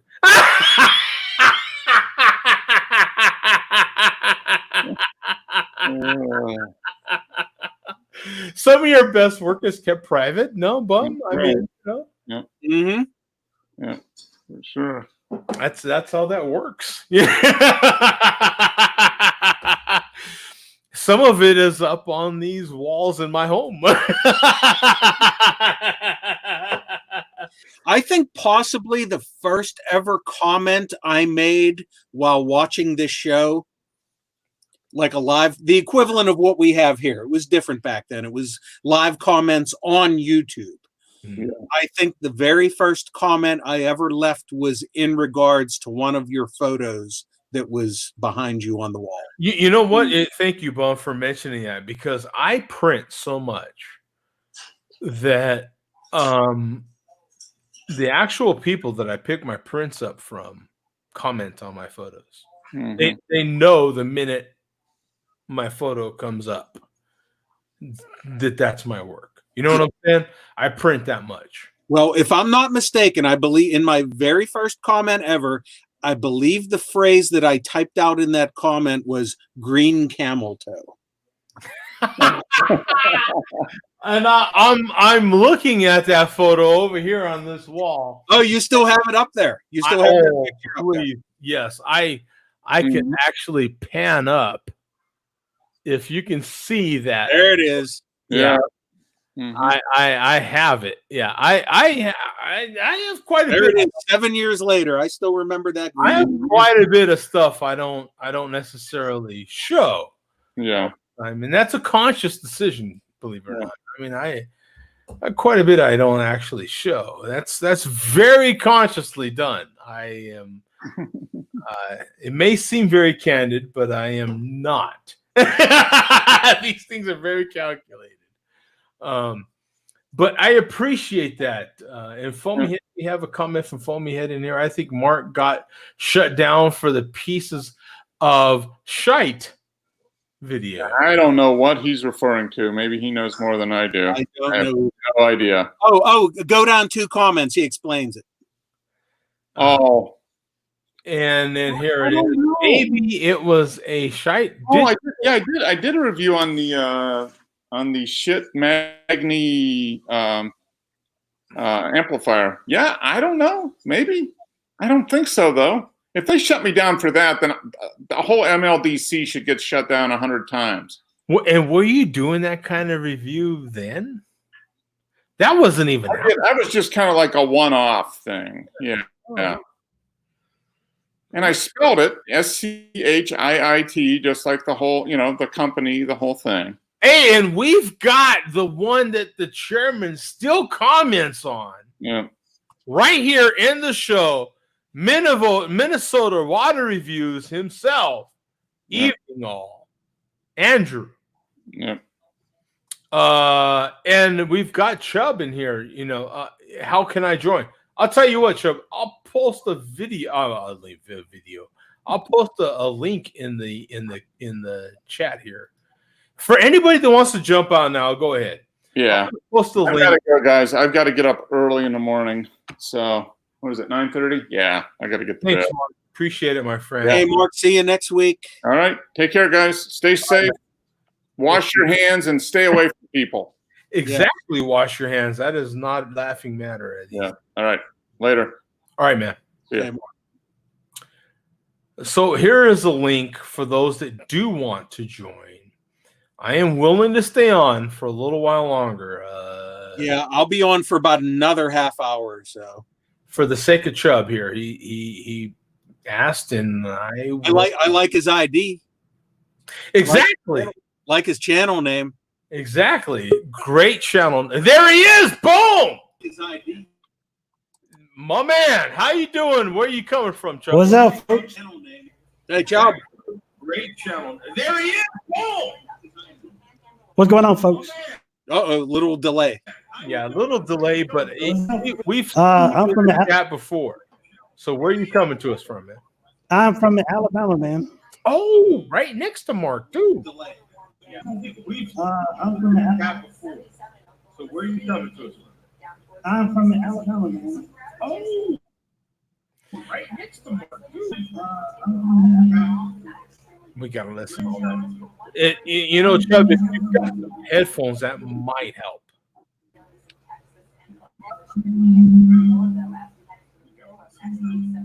You know, Chubb, if you've got headphones, that might.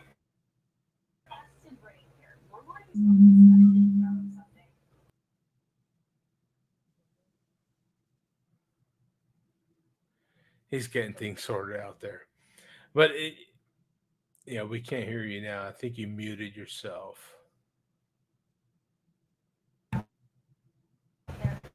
Is that? We can hear you now, but You guys can hear me? I can hear you.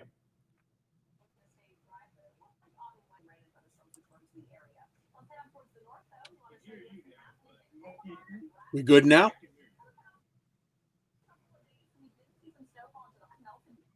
So, a lot of times headphones helps. Good now? Nah, still a major delay. Yeah, I can hear you. I'm good. Major delay, yeah. But we've seen him in here before in the chat, and that's why I'm being extremely patient. Major delay. Yeah, I can hear I would love to have a conversation with Chuck here. He's in Alabama. I went through my basic training in Alabama. So Alabama is near and dear to my heart. I did a lot of my over-the-road truck driving in Alabama.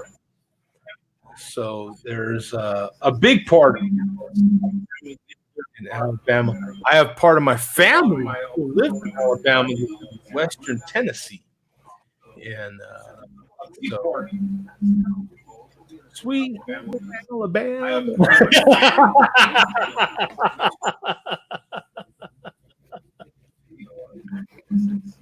Can you guys hear me? We can hear you just on a really big delay. Can you guys hear me?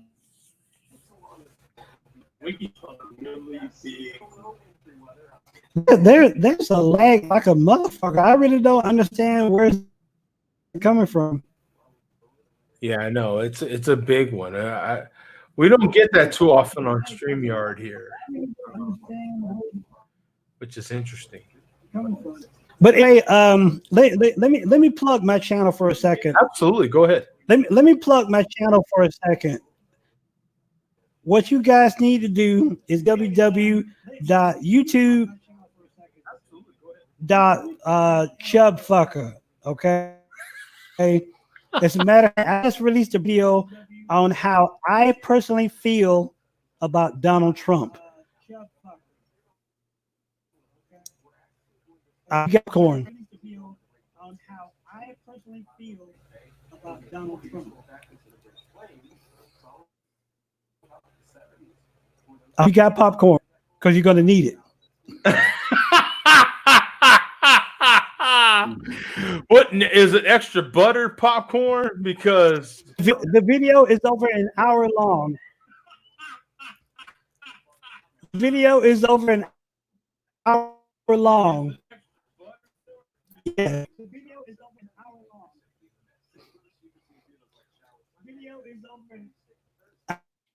I guarantee you will entertain. It is filled with commentary. It is filled with great editing. It's filled with comedic shit. I guarantee it's more than a video. It's more like a movie. It's like a documentary. Okay. It's more than a video. It's more like a movie. More like a documentary. Editing is what I do. So you guys need to go out. I will check it out right now, actually. I will be right there right now.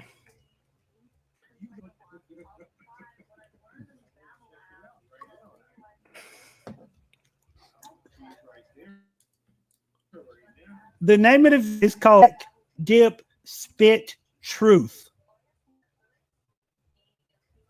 Okay, I'm on your channel right now. That's in the video. It's called Pack Dip Spit Truth. Watch the entire video from beginning to end. Yeah.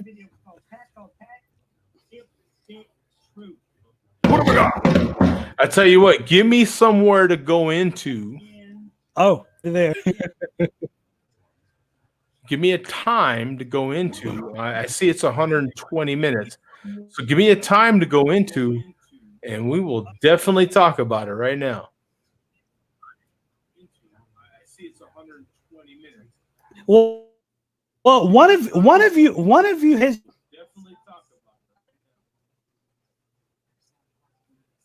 one of you has already found it.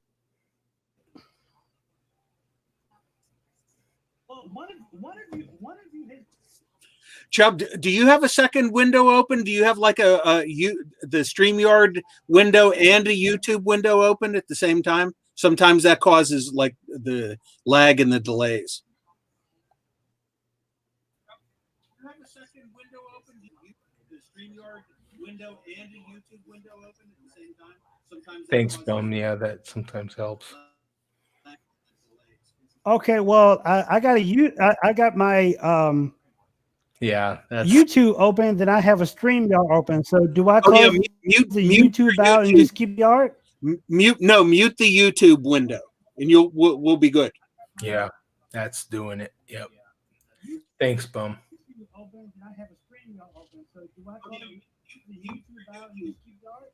Mute the YouTube window, and we'll be good. Yeah. Okay. Well, that's the one that I'm in. That's the one I'm in now.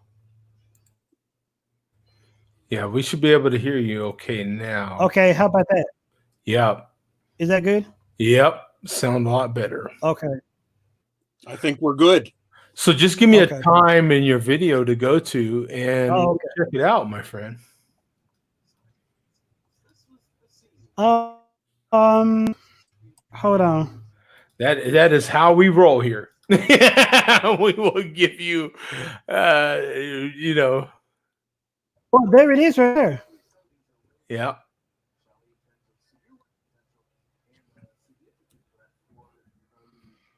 Just give me a time to go to, and we'll check you out right this second live.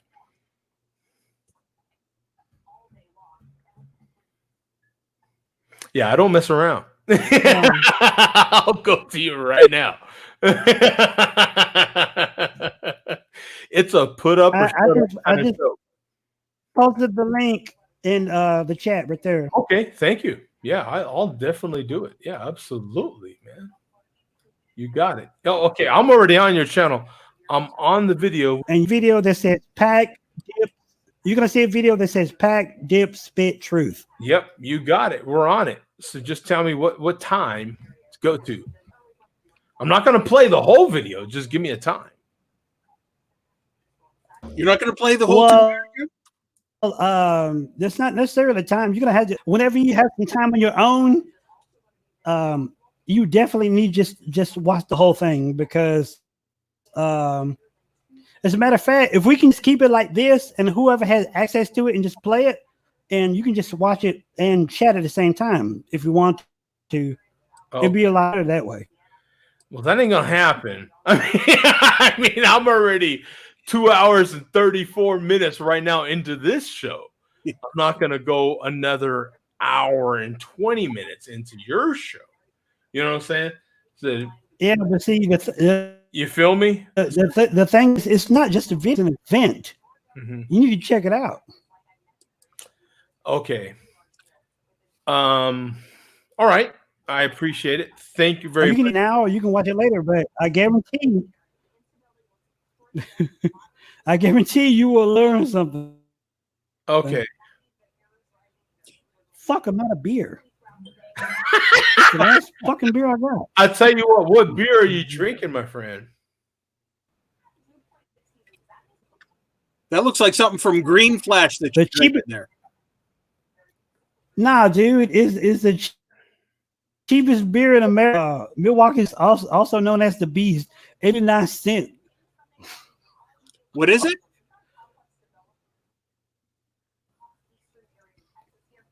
Oh, Milwaukee's Best. Okay. Oh, Milwaukee's Best Ice. Yeah. Oh my God. Yeah. I've had that beer. I've had that. It's only like 89 cents. Yeah. Wait a minute. I paid $2 for my 24-ounce can. I got ripped off. Bucks? I only paid 79 cents for this. Oh, wow. 70. Wow, Milwaukee's Best Ice. Woo! Oh, we got to show this. Let's see the alcohol content. I guess they don't say on here, but it's like 7-8%, something like that. It'll get you royally drunk. It don't take me. All you need is and you're fucking lit. Well, you're fucking lit. I've got Milwaukee's Best Ice on here at 5.9% ABV, 18,000 ratings on here, 81 in the last 30 days, and a 1.88 rating on here. That is the lowest rating we've ever had. It's pretty strong stuff.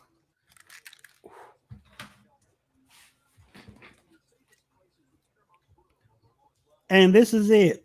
It's gone.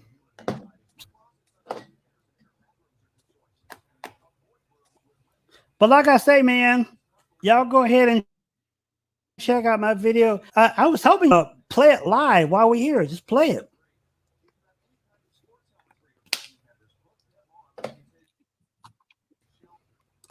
Hold on, I gotta go take a piss. Joe bailed out. I gotta go take a piss. Okay, I think Joe did too. No. I gotta go be right back. Okay, well, you know what? Hell, I should do it too. I have to too. All three of us should do it. Oh, for anybody who's still watching out there, you gotta love it. Oh, you're back, Joe. You're back. Yeah. Oh, I had to go recycle, but yeah. Yes. So did Chubb. I think he took the cue from you.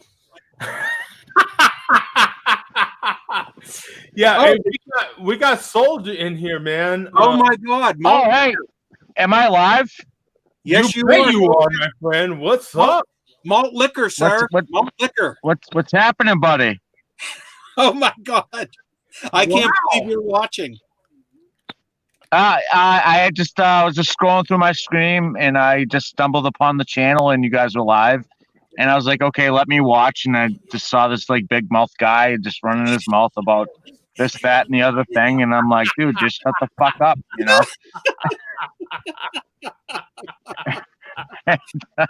Like I said, I think this is like a great opportunity because I've never been live on this channel before, and I've known Joe D for like 7 years. Yeah. And Joe D is the reason why I was introduced to the YTDC because he did like the Budweiser chug for the BDU, and then I discovered OD'd. And like my career kind of took off, not in a blaze of fire or anything, but like I got a lot of respect from everybody. But I have a lot of respect for you, Joe D, because you're the reason why I met so many amazing people on the internet. Oh, well, thanks, my friend. Appreciate it, man. Absolutely. Yeah. A big salute. And how's Mark doing? Mark just jumped off of here, actually, probably 10 minutes ago. Oh, he did. Yeah. He's still on it. Mark's on every single week. I remember when I first started, Odeed was challenging people to do 40-ounce chugs, and Mark couldn't get a hold of a 40-ounce, so he ended up getting a 6-pack of Mickey's grenades, and he ended up just like chugging these Mickey's grenades like there was no tomorrow. And long time taking ago. it down like a champ. And then I followed him for a long time, and then his YouTube channel kind of just went sideways, and I never. The only time I get to see him is when he's on with you guys. But I love that guy. Oh yeah, hey, we love Mark as well. Absolutely. Each one of us has had a chance to hang out with Mark and have a beer or two. Me and Bum haven't, fortunately, live had a chance to have a beer, but each one of us has met up with Mark and had a beer or two at different times. Yeah, absolutely, my friend. Speaking of beer, I need fucking out. Hey, what's up? I'm out of beer. Oh, wow. Yeah, no, I can't help you with that. But, you know, if you had some beer, we could talk about it. I'm sure you got some spirits. You got some tequila, vodka, whiskey. You got to have something nearby. Okay, so you guys are back. So, man, we quarantine, man. We can't be out at a certain time. If we're out at a certain time, we go to fucking oh, really? jail. Where are you from? So tell me about that, Chubb. So what part of Alabama are you in, and what's the conditions where you're at? I'm from near Auburn University, home of the Auburn Tigers. College football. Auburn Tigers. And what's it like? So you said you're in quarantine. So what's it like where you're at right now? Well, to be honest with you, as far as the other cities and towns and other cities and states like New York and Louisiana and not as bad here. I mean, you got other states where you can go to the grocery store and you can't find any toilet paper, you can't find food in the coolers. Grocery stores are stripped. You can't find anything. People are fighting for toilet paper and shit. That's not happening for right now, but I have friends all over Facebook, Instagram, and they're in dire straits. I've been out of work for 3 weeks, but the only difference between me and them is that I'm financially set. Ever since I was like 18, to always put back because you can never predict what tomorrow is going to be. So that's true. So my life, regardless what I was doing, I always put back and I always saved. So because of that, I got enough money to I mean, I could be out of work for a year, possibly 2 or 3 years. That's not hurting me at all. No, as long as you can collect unemployment, you're fine. Yeah, but my family and neighbors and friends, you know, they're all struggling. As a matter of fact, for example, my neighbor for the past 3 days, he was eating nothing but apples because he had no money. Wow. Okay, I didn't like that. So what I did, I took him to the grocery store, Walmart, and I bought him $300. He ain't got to pay me back. I helped him out, and I paid his lot rent. That's doing God's work. That's doing God's work. That's very good of you, brother. Absolutely. Yeah, it is. That's doing God's work. Everything gets a return. Yeah, man. The only reason I did it because number one, I know the job. You know, he's not a bum. He's not looking for handouts and shit like that. It's just that his job is shut down. It's not his fault. There's nothing he can do. You know, I just wanted to help him out. He's a good friend of mine. Plus, we sit around and play Xbox Live and get drunk a lot. So, you know, he's my coon. But, You always know, got to help out your buddies, you know. Except for right now, because Yeah, you ain't yeah. getting drunk because you ain't got no beer, bro. Joe D's got beer though. Oh fuck yeah! I always go to the store though. I can always go to the store and get some beer. I got Yeah, cash. I ain't worried about Yeah, that. no, I'm it ain't about the I just- cash. But bro, you ain't got no beer. I mean, you don't even have Milwaukee's best ice. You even have Yeah, this is my. We don't even it's have a Crush Corona can around right now. here. It's all good. I made a Corona got video shit. and I was able to get the last Corona fucking 24-ounce can, and I made a video like did Corona the virus and Tell them, soldier. I mean, you know, look. I mean, I've got a backup. I mean, when I run out of beer, which quite frankly ain't gonna happen because I got a pantry full of beer, but I've got loads of spirits, and actually, I've been expanding my repertoire because I've got wine now too. I've been on the red wine kick for a while. I got a 32-ounce Buzzball. Yeah, I love the Pinot Noir. I got a 32-ounce Buzzball in my storage, and but I just Joe D, I wanted to say to you, if it wasn't for you, I would not have any kind of YouTube career. If I didn't discover you, I would have no like YouTube career whatsoever. Oh, thank you, man. Appreciate it, bro. So I haven't watched you in a long time, but I used to watch. I think it was Share a Beer. Yeah. Oh yeah. Yeah. I used to watch that religiously, and I kind of fell out of it a little bit. Hey, it's okay. We're always here. We've been here now for how long, Bum? Like 11? Actually, this 11 years now. Yeah, 10, 11 years. Yeah. I've been on YouTube for about 7, so you've been doing it a lot longer than me. But if it wasn't for you, I would have never found OD'd. I would have never found Bitter Poet Madman or anybody else. Hey, well, that's just a testament to all those guys.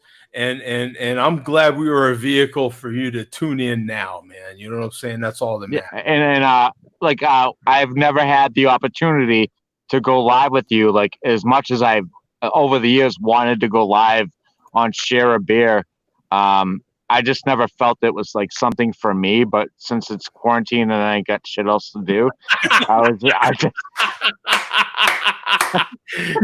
just like, hey, fuck it, let me like officially meet Joe D.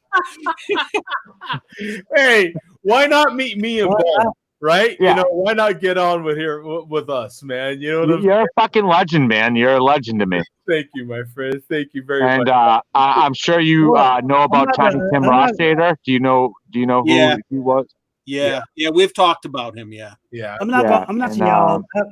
So he came out with the "fuck you, Saya" thing, and because my last name is SAIA, and there's trucks that go around. It's like a trucking company called Saya.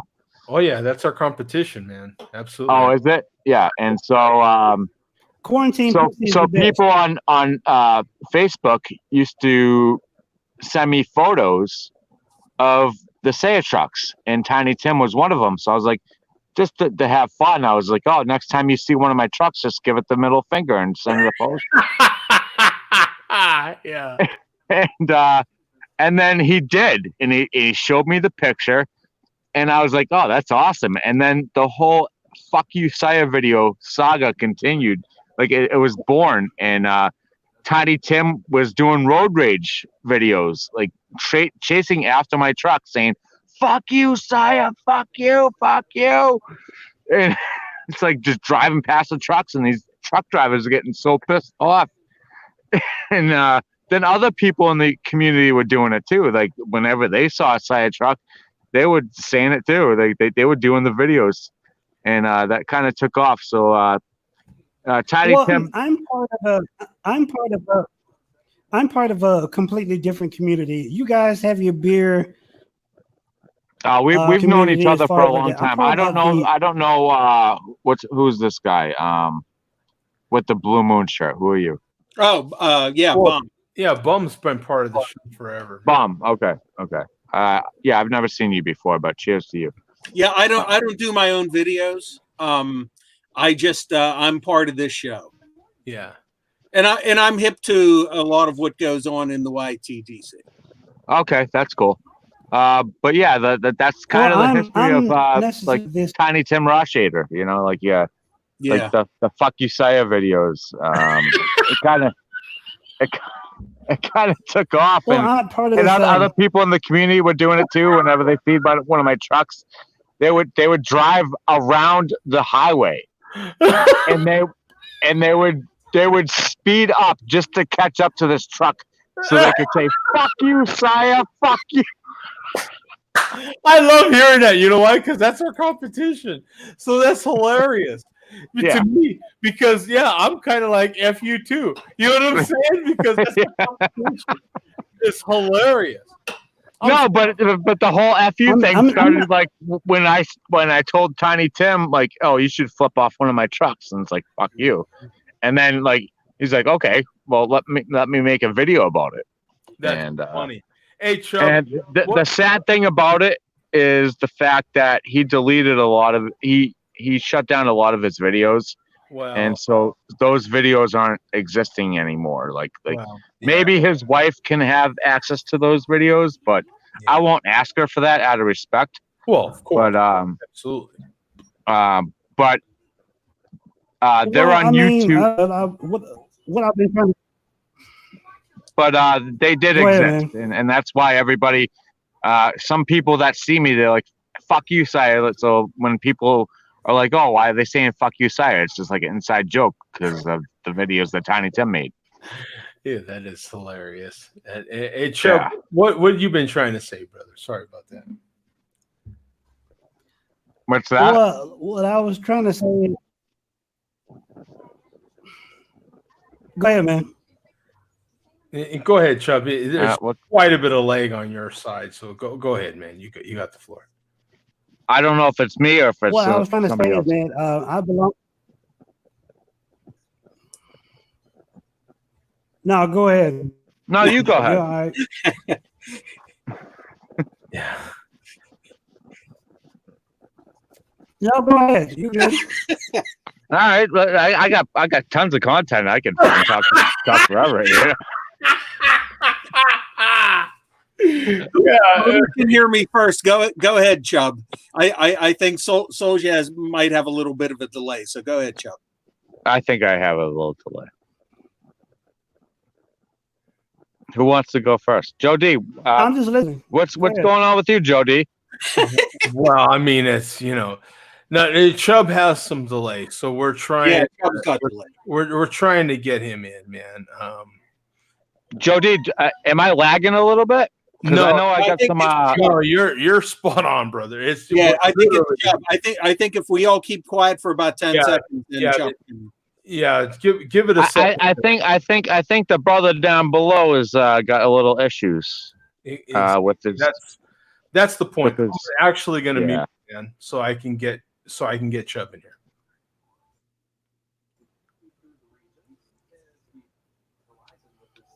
No, I'm good. I'm just listening. Y'all go ahead. Well, I'm purposely trying to get you in here so I can get where you're coming from, brother. I want to make sure that you get a voice and hear your message.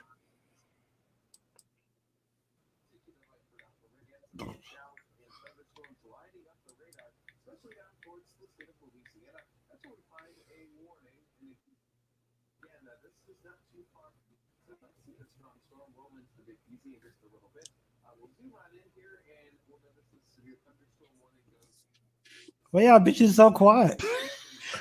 Well, okay.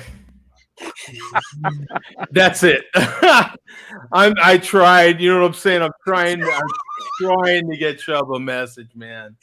But that's it. I had to let Sai off his mute because you're up, Chubb. What? You're at bat.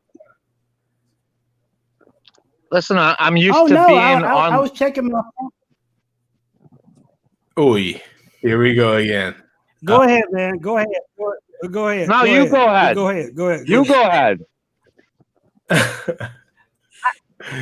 For the past 10 minutes, man, I couldn't say shit. You feel Sorry. me? I got an explosive personality. I'm sorry. So the floor is yours. Let me check my phone. So, you know what I'm saying? Let me check my phone. Go ahead. I'm good. All right. No, you go ahead. Wait. Joe D, you go ahead. This is your show. Talk. You're absolutely right. So I'm going to get to some comments here, okay? Mercy says, okay, go ahead. Needs to be in front, YouTube, okay? And then Soldier says, Joe D, what's up, man? And then Mercy, this is Adam from across the pond, by the way. Seen less delay when NSA speaks to the International Space Station, man. You bet. For some reason, we have a lot of delay with Chubb for some reason. Guess where Mark needs to be early on Sunday during a pandemic. Go. And for those that don't know, Mark has his own show on Sundays. I believe what happened to his videos though? They got deleted, man. That you know what's hilarious about that is that's been 10 years, I think. He was live for a long time. Like I was a big fan of his videos. I swear. And they all of a sudden they're gone. Right. It's gotta be 8 years. I mean, it's a ton of years. I'm not kidding you. It's to the point where when someone mentions it now, we know you haven't watched for quite a long time because it has been a long time since his videos have been deleted. Do you guys know what a buzzball is? No. I've heard of it.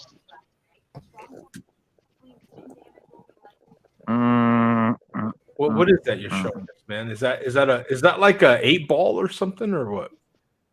It's a buzzball. Oh yeah. Okay. Do they still sell those? Yeah, I got a big one. I got a big fucking 32-ounce one. You want to see it? 32 ounce. Okay, I remember they were, I don't know, 6 ounces or something. Hold on, let me see if I can find it. Oh, here it is. God, it's yeah. I know what you're talking about. I didn't realize they made them so effing big. Yeah, I know. Chocolate teas. It's 60 ounces. Dear God. Okay. If I remember right, they made these things, I don't know, they were 6 ounces, 8 ounces. They were they were no bigger than your regular I'm showing my can here, and I think they were no bigger than maybe a third of your can. Yeah. That's what the regular ones are. They're just oh fuck. They're just like 3 nips maybe. Yeah. And then but the giant ones are like 60 ounces. It's like a 40 plus 24 ounce. You know? And to tell you the truth, they weren't really that good. The chocolate ones are pretty good. I'm not gonna lie. Okay. I just got the peach one for the first time, and it's actually pretty good. They have like a cran blaster. They have like watermelon crush or whatever it is, and it feels like to me the last time I had one of those has been 10 years ago. Honestly. Hey, Bum Liz. I've only discovered them for the past like 6 months. Like I never knew about them. But it's 15% alcohol, and it's like 2 or 3 shots in a fucking can that you can make a grenade out of, and it's like, hey, put a little fucking gunpowder in there and fucking bombs away, bitch. I believe a couple days ago, a YouTube video where I drank that Blue Moon beer, and I was drinking that, and I used that for a video. Intro in my YouTube video or something. I got so drunk off drinking Blue Moon, I thought I shot JFK. You know what I'm saying? I was fucked up. It shouldn't have gone. I was fucked up. You know, I was fucked up. It's a beer, but it's not a craft fucked beer. up It's unbelief. actually made by Coors. It's not a real craft beer. It's a Made by bullshit. Coors Miller. I know, but see, the thing about it, it kind of reminds me of Steel Reverse. The Steel Reverse, when it came out a long time ago, I remember Steel Reverse. It first is that came on the like Steel market. Reserve? First came on the market, and I got and Steel Reserve. after working a 12-hour shift, I got curious about it. So Yeah. I got me like 3 or 4 tall boys. And it was a Friday night when I started drinking it. I was on YouTube having a good time talking to my friends. That's when the video chat Uvu was out years ago. It was really popular. Everybody was using it. And I was talking to all my friends on it. All I know is that the next day I woke up on the back porch. The only thing that I have on was a pair of boxers and a pair of cowboy boots. My neck died and shit. They called the police. They called the police. They called the paramedic. Couldn't nobody wake me up and shit. I was fucked. You know, and I told myself after all that time, I told myself I will never ever drink that shit again, and I never did. Blue I Moon's never not drunk that it again. strong. You must have drank or ingested something else. Now, Chubb, I am one. No. Are you in the last episode? No, but I drunk. First project of on- all, I drank it on an empty stomach. That's the one thing. I drank it on an empty stomach. Joji, I gotta talk to you real quick. Whenever I go live, I go live on my phone, and it just drains the shit out of my battery. So I can't go live for long. So I'm gonna bow out right now. Okay. But I want to say it was an honor and a privilege to meet you and be live with you. And you're the reason why I ended up in the YTDC in the first place. And I appreciate what you do, and I support you. And you got my love. That's it. Hey, well, thank you, Sai. I appreciate it, brother. I really do appreciate all your support, man. I thank you very much, man. Peace out, bro. Okay, so All right, peace out, buddy. Okay, Cheers, folks. Cheers, folks. Yeah, Chubb, I can guarantee that that Blue Moon is not strong enough to make you have shot JFK. And I know for a fact you didn't shoot JFK because I was the one that was on the grassy knoll that day. Exactly right. Yeah, I've been there. I have been. Oh, have you been to Dealey Plaza, Joe? Have you? Yeah, It must have been the. It must have been the few beat prior to that. But let me tell you something right quick before I go. Absolutely. I was walking. You know, I was taking a walk one day. Okay, and guns, whether it's semi-automatic, 9mm, 38, assault weapons, and I was taking for a walk. And I ran, and I looked down on the ground. It was something like really shiny and shit. And I saw this. It said gun oil. So I decided to pick it up and shit and take it home. And then, you know, and it's like, well, let's see what you got there. What is that you got?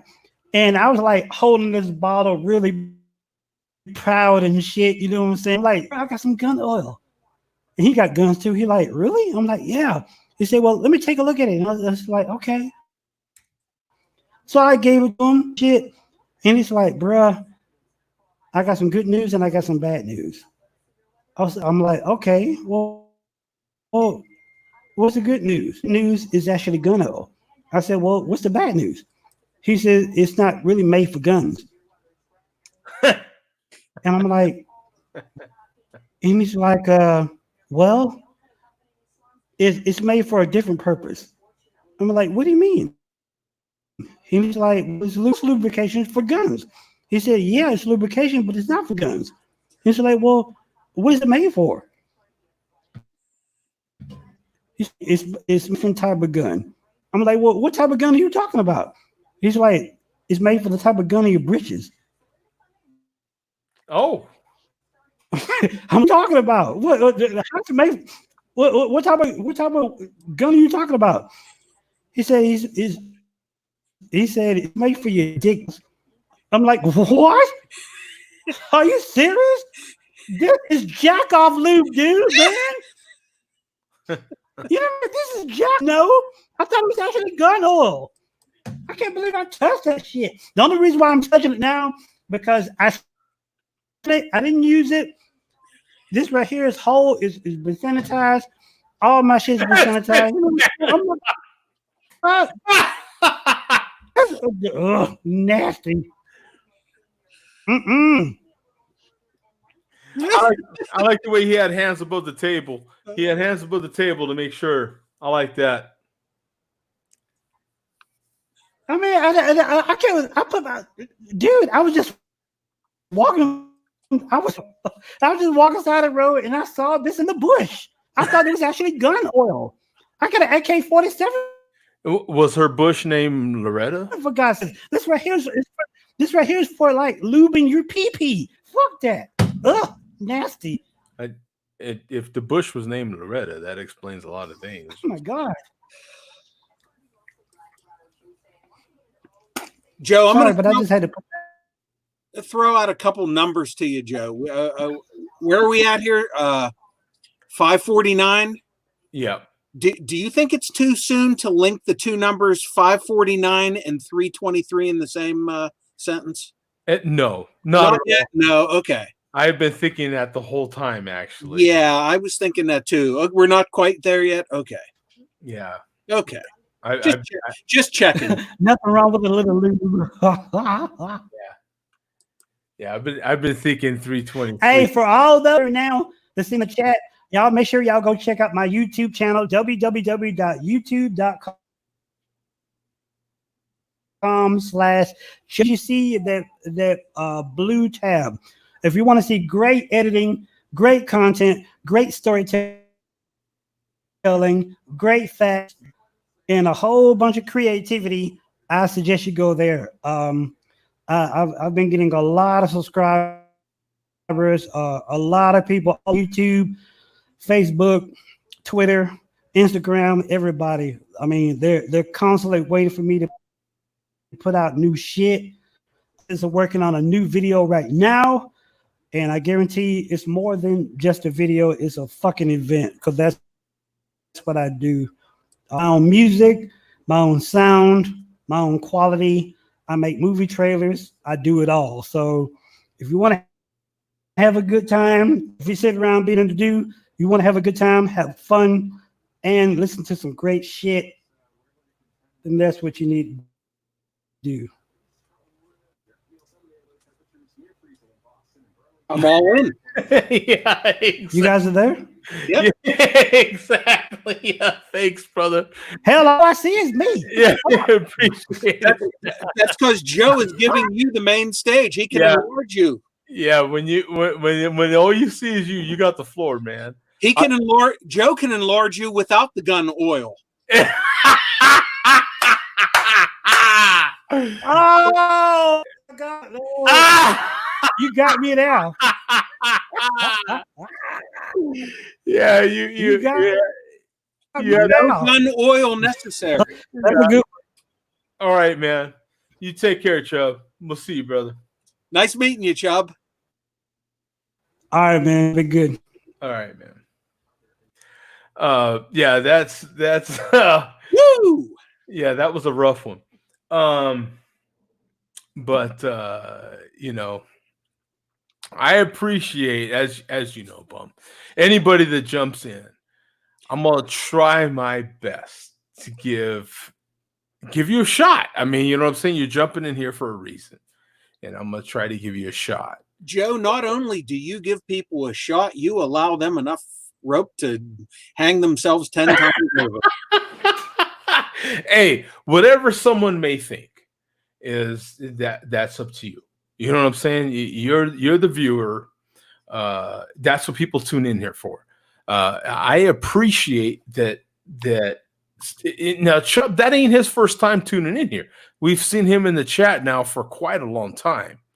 And so anybody that's willing to jump in, I am willing to give you the time. And sure. And there is enough room out here for us all. And so, you know, check him out, check his content out. The connection don't necessarily mean that it doesn't necessarily reflect on anybody's content. You know, the views of the Share a Beer show do not necessarily reflect the views on those who shamelessly promoted their own channel on the Share a Beer show. Thank you, my friend. Appreciate it. Appreciate it. Exactly. So we've got some more comments on here from Jerome. You know what? I need to point out here, Joe. Havana for this last hour has been the voice of reason in the comment section. Isn't that something? See how things turn around here? Yeah. Isn't this crazy? It just shows you it's all relative. It's all relative. And this is Havana right here, isn't it? Yeah. Yes. Did SWW come by? Nah. Nothing wrong with a little lube. Or a huge bottle of lube. Bum, remember Jerome next Detroit trip? You know what that means. He wants some malt liquor. Yeah. Can you tell Chubb to STFU? Oh man, the audio kind of cut. Can someone link that channel? I'll skip your comments there. Fly Me to the Moon Part 2. Yeah, no. Hey, like I said, man, no, that guy was from Texas, wasn't he? But I thought by way of Detroit, yeah. Yeah, by way of Detroit. Okay. Bum, you said Bull Ice was better than Blue Bull. Red Bull is better than Blue, but Blue is delicious still. And the last comment, Bull Ice being 8.2 versus Blue Bull 5.9. I'm sorry. So we stand corrected there. Yeah, you know, we haven't honestly, and this is my opinion. Now you tell me, Bum. We haven't had that bad a connection with StreamYard. What I feel like isn't quite some time, but with that said, I know that we have had in the last 2 or 3 weeks in a row, actually, with the exception of last week. Last week, I kind of kept the link out. I wanted a controlled discussion. So I'm skipping last week.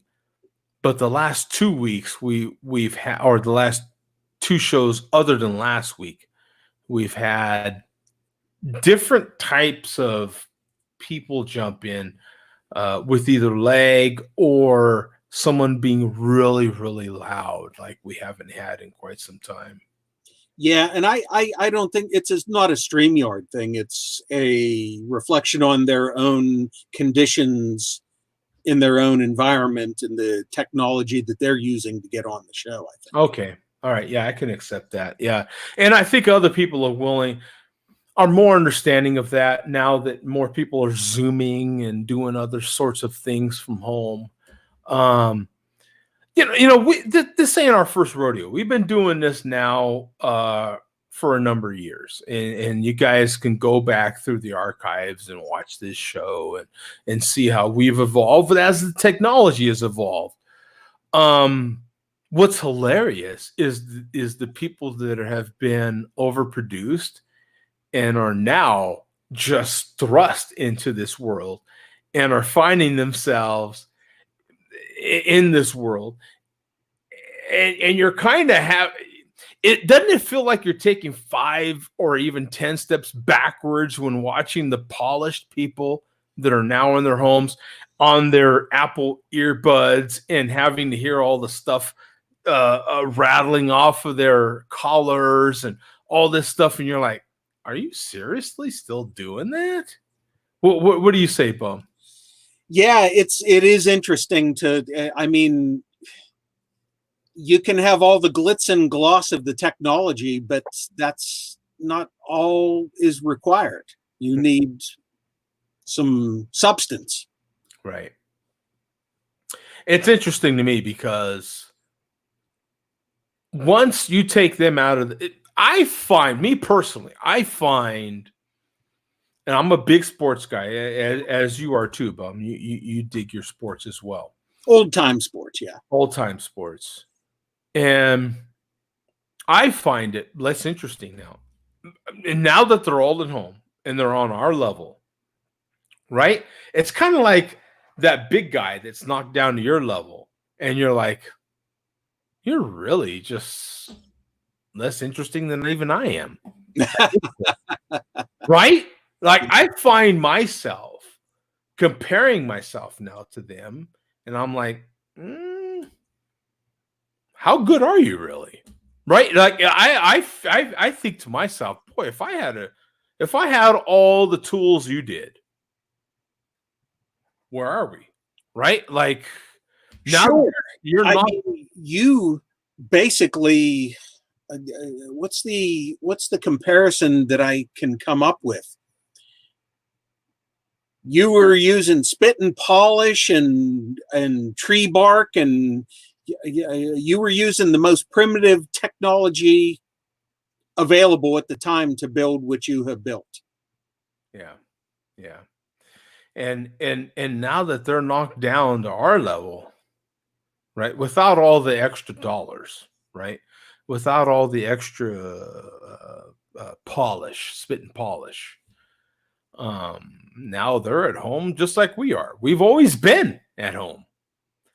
Yes, we've never left. My God, we could brag about that. We've never left home since 2011.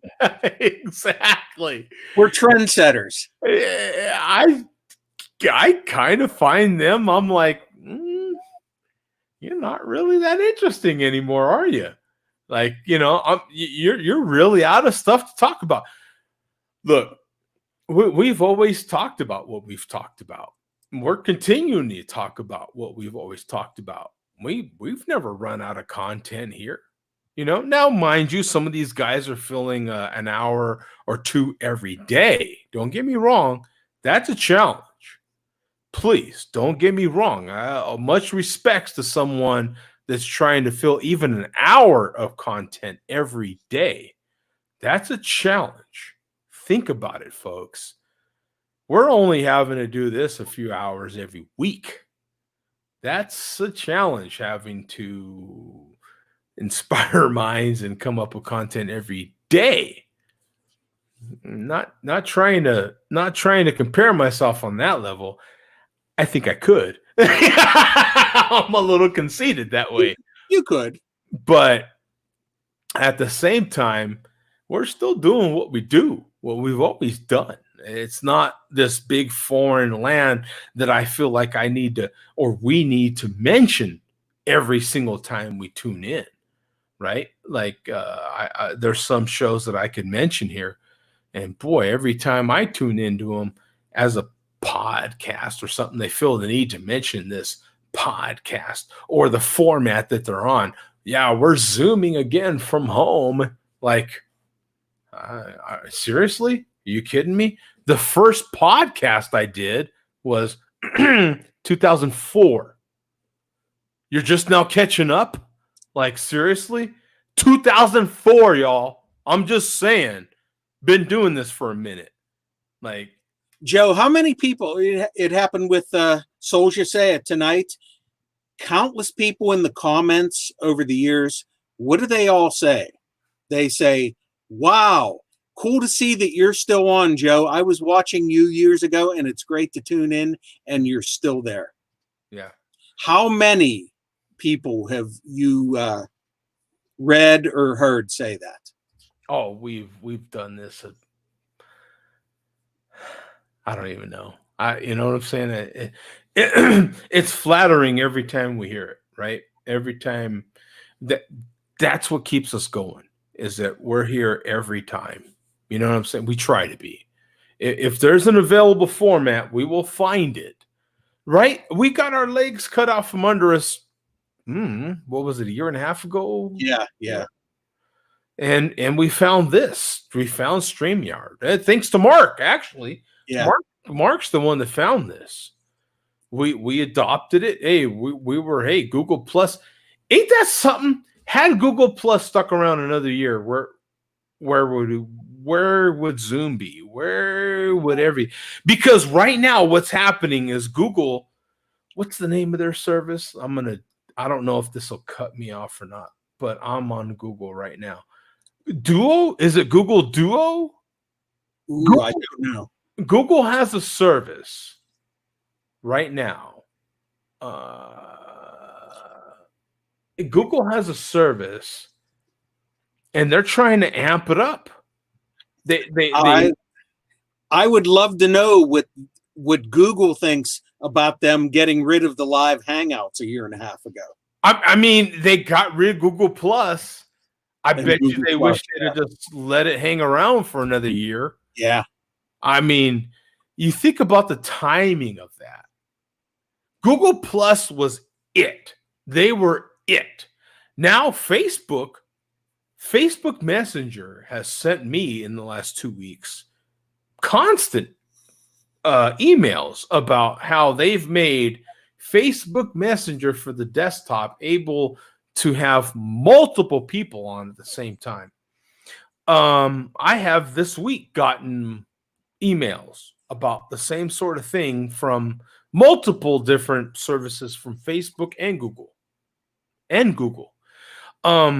If you've not heard, Bum, I most certainly have, the alliance between Google and Apple about how they are going to allow you to opt in. So let's say, Bum, you were to get a positive on one of your tests. Maybe you got a test for the Big 19, and you were and you have an Android or an Apple phone.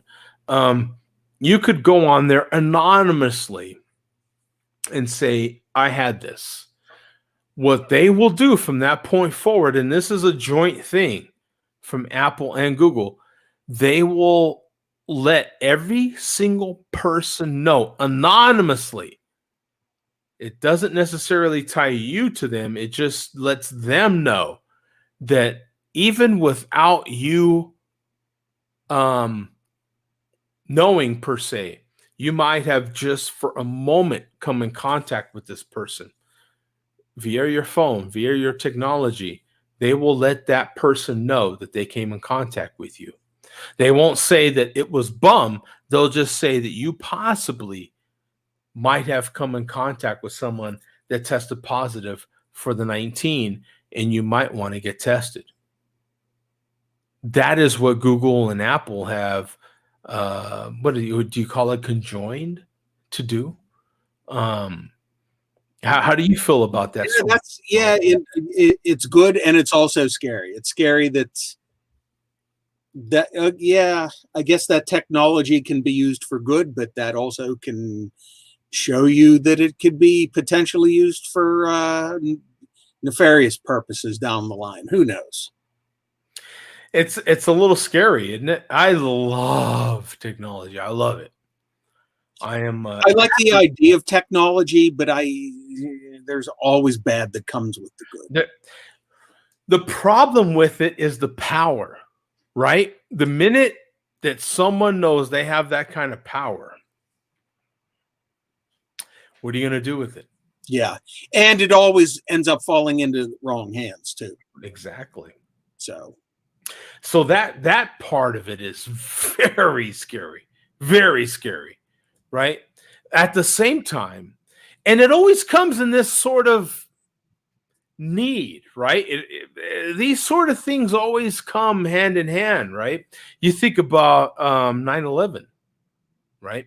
When did we give up a lot of our rights as humans as far as this country is concerned, right? We had Bush preaching that we needed to do this for security and this for security, and as a truck driver myself, that's when my right to privacy was given up big time. Now, since 9/11, I have had to pay $125, $130 every time to have a background investigation done so that I can haul hazardous materials. And everyone backs that up by saying, oh, yeah, that's necessary, man. That's necessary. But we gave up a lot of other privacy in that moment because we felt it was necessary for security, right? We gave up a lot of our rights that now are just kind of common. And at that time, we're like, okay. Oh, you want to enter this building? Let me see your driver's license. Boom. Right? I mean, these are certain things that we gave up as American citizens. And here we are again at another point where, okay, well, it's a little bit of a hazard, a little bit of a security issue, a little bit of a safety issue.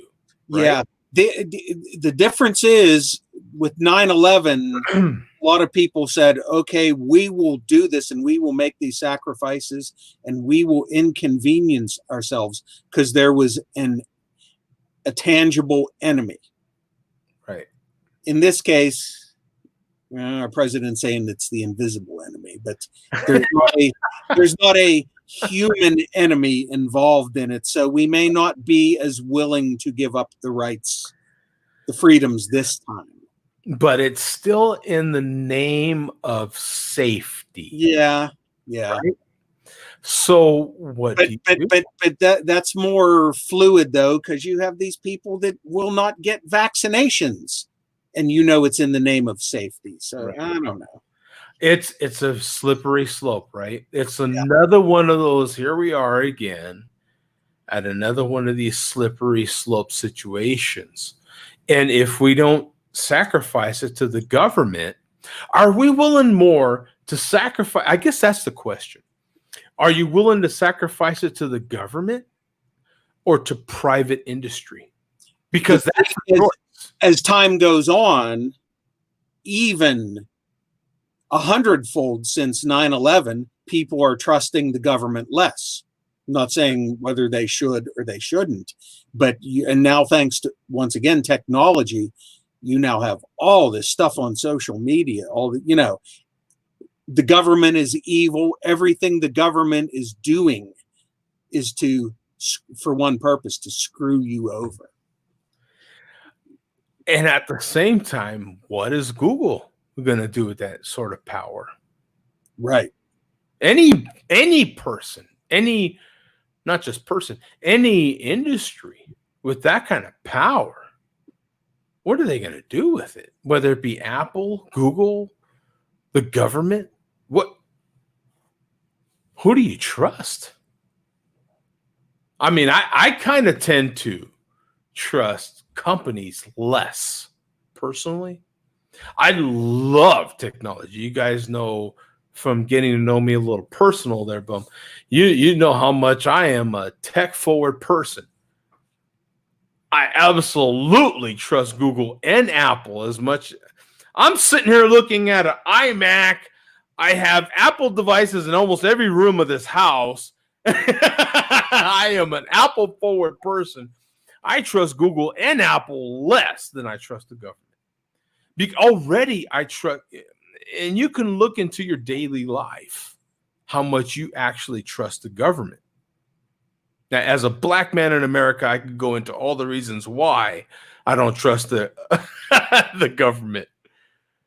And I still trust the government more because there's more precautions in place to protect me from the government versus a private industry. What are they doing with it? I have no idea. That, to me, that's the question. I think we should watch Chubb's 2-hour video. Yeah, exactly. He'll tell us the truth. He knows what's going on. Chubb actually has a good point there, right? We'll get to Paul's comment here. Google HQ or something like that, or is it something else? potentially used for nefarious purposes, end quote. Exactly.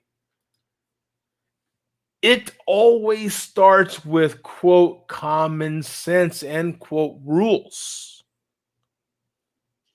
That's from Paul Mitchell. It's you could take this a million ways from Sunday, right? Like it's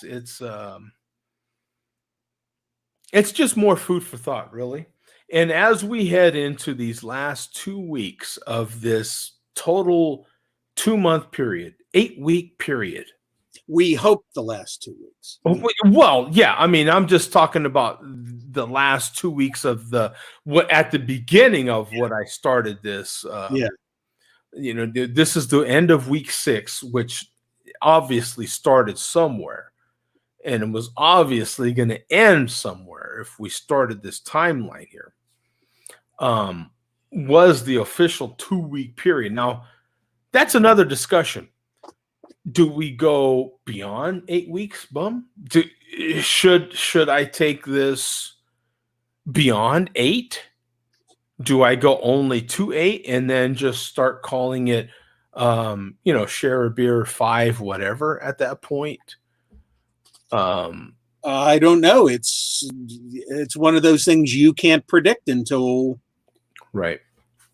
it's over, and even then, do we know that it actually is over? Right. Yeah. I as you know, Bum, I have personally, my opinion. This is my personal opinion.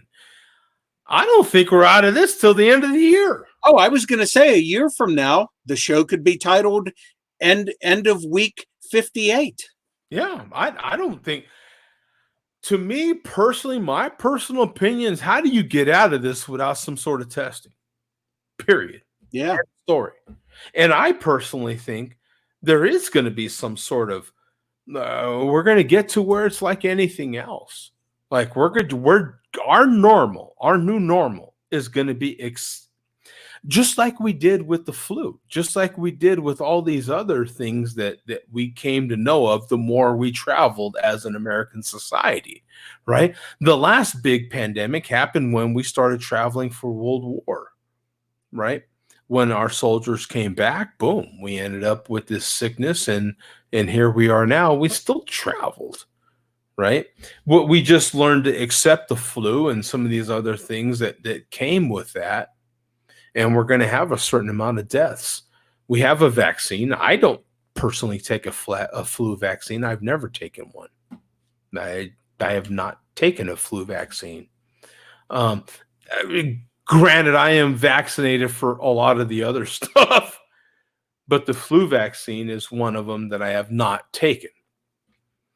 I just take it as it comes. If I happen to get the flu, fine. The flu vaccine. I mean, the other ones, the obvious ones, the childhood ones, right?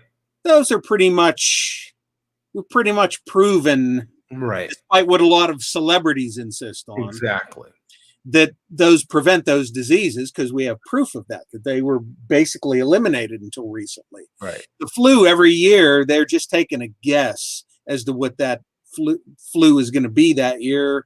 We'll pick the one most likely that's going to hit, and we'll inject you with that, and maybe it works, maybe it doesn't.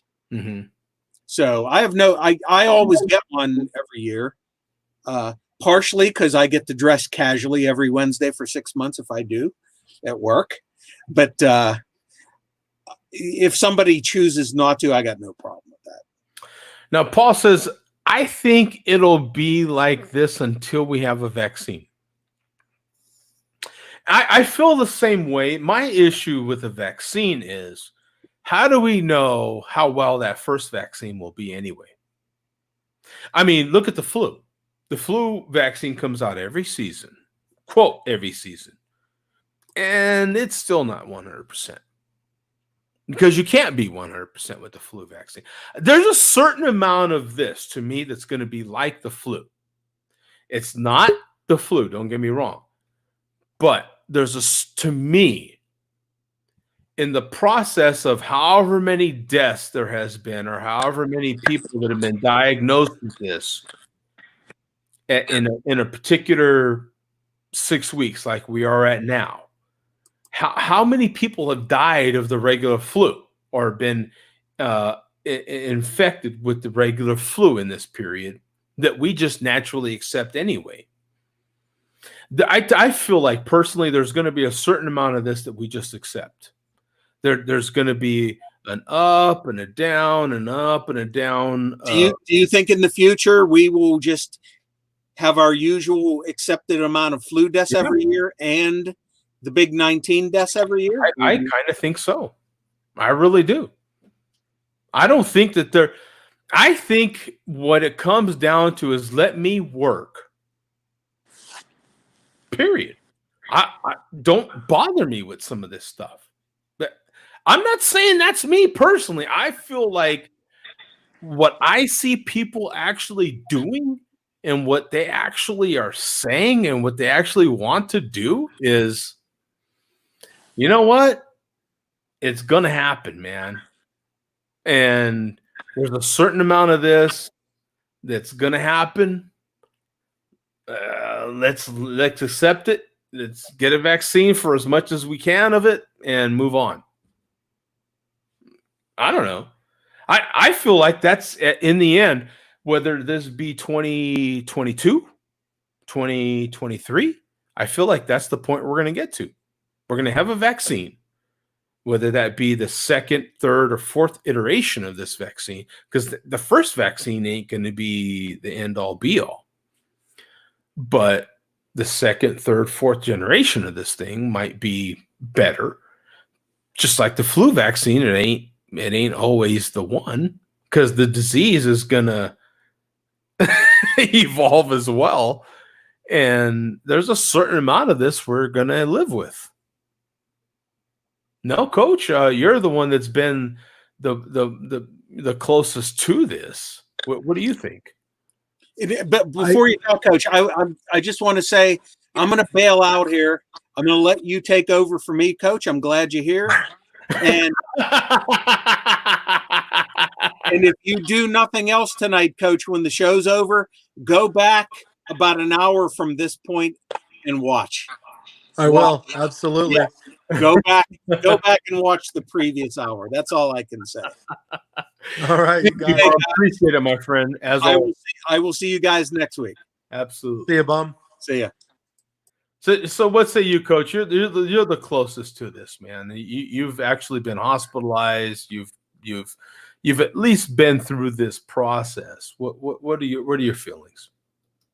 I'm interested to see what happens when we get all the facts gathered and we have more information on this whole thing and we can see the bigger picture. Because right now we're just kind of in the beginning phases of really what the hell's still going on. What happened? What do we do? So I'm interested more in the future when we can go back and go, oh, this is a timeline of what exactly happened. But I can tell you, being in the Henderson Hospital, as you know, Joe, it sucked pretty bad being in quarantine because I was in a room that had 3 different doors to it, and the last one was locked. I was in quarantine. I wasn't being held against my will, but they were just any potential COVID patients. They were isolating us into one area. So, yeah, well, you knew firsthand. That's why I was glad you jumped in here because, but also at the same time, I'm with Ivory here. Enough with this depressing BS. What is everyone drinking? So, Coach, you know, thank God we have someone with some sense in the comments here that is like, "Yo, you idiots! What are you drinking, man?" So, right. No, it's just the depressing stuff is only affecting all of us. But exactly right. I was just drinking some orange juice, man. I'm taking it easy tonight, so I'm being a square. Well, and by all means, I mean, look. For those that don't know, Coach is literally, what are you now? 4 weeks, 3 weeks out of quarantine? Like a little over 2 weeks, yeah. A little over 2 weeks out of quarantine. So yeah. Look, 2 weeks ago, my man here was in quarantine. He was with pneumonia, didn't know for a fact that he did not have the big 19. He was by all suspicion. He thought he had it. I mean, well, the doctors came to me and said that their guess is that I do have it. yeah. And then when the test finally came back, it was negative. But yeah, at first they came back. I think I put the paper on our little chat thing there. Yeah. I had a piece of paper saying that they have a high suspicion that I had it. I'm glad I didn't have it, but yeah, that was the initial diagnosis. So pretty crazy. Yeah. Initially, if any of us is in that situation, you're not going to know. It's the big unknown at first. You're just not going to know. So look, there's no dancing around it right now, man. It's depressing. Okay, but Coach survived. That gives us hope. So hopefully Ivory can get some hope out of that, which happens to be my cousin's name. I have a cousin named Ivory as well. Nice. But that gives us some hope. That's what Coach is doing here now. Look, it's depressing at first, but you have hope, just like Coach, man. You come out of it. You know what I'm saying? So that's the good part of it, right? Now, I love some of the comments that's coming in now. Mitch Ultra is what Paul's drinking. She said, "Ooh." That's awesome, man. Yeah, he said, yeah, but it is it's depressing AF. And it can be. Okay. It just depends on how you're looking at it and how much of the total story you know. Okay. Right. It you know what? I read the blessing of it, and this is, stay with me for a second, because the blessing of it is, if you've been watching this show long enough, you're going to realize that Coach is a long-time member of this show. It initially hit us like a box of rocks, man. It was like, whoa! From one week to the next, we literally had one of us that was, and we didn't know. Okay, but look at him now, man. That's the blessing of it. Right? Look, keep hope, man. Keep hope, right? Like, you don't necessarily know. You're going to get hit with a bombshell. But keep hope, man. You might not actually have this. You might. Now, granted, having pneumonia isn't like a blessing, but in this case, it could be, right? That is right. It's just this. And you'll get through it. They're going to hydrate you. They're going to do all these different things and take all these other precautions. But in a few weeks, man, you might come out of this. So I'm getting some beer messages on the. Well, I'm trying to steadfast. You know what I'm saying? Because I'm like, yes, more beer is on the way, but I'm trying to ignore these distracting texts right now. But because personally, I am getting some beer. Heck yeah! But I'm trying to ignore it. But look. That's the positive out of this. So you can choose to look at something as just depressing, because that is. But it's how you choose your mindset. That's the point of this, right? We discussed this on Share a Beer so that you have a reference. So if you ever get hit by this, you can say, you know what? I've been through this before mentally. I've prepared myself mentally. I'm going to be strong and steadfast. That's the point of this. Hopefully, right? Oh yeah. It definitely was weird getting pneumonia. I never had it my whole life. I've been pretty healthy, to be honest. So yeah, just and the time that we're going through, in life right now, it was really weird to get pneumonia, because it's like, what is really going on? Right. So, how are you protecting yourself, Joe? What precautions are you taking, if I can ask? You know what, man? I don't get asked that at all. For those that don't know, I am a local delivery guy. I'm a truck driver. I deliver all those things that you need every day. I deliver them. Coach sees it now. I message Coach regularly, and I am one of those people that delivers those essential goods that you need. I deliver those essential goods to all your medical professionals that need medical supplies. All those people that need ass wipe for your butt. I do all that. There's not a lot of things that I can. There are things I can do, but it's not practical for what I do sometimes. So, for the first time since all this started, we're at the end of week 6. For the first time, I was tested. I was tested this past week. And credit to Walmart. Walmart was one of the places that tested me. I've been to Walmart several times during this process.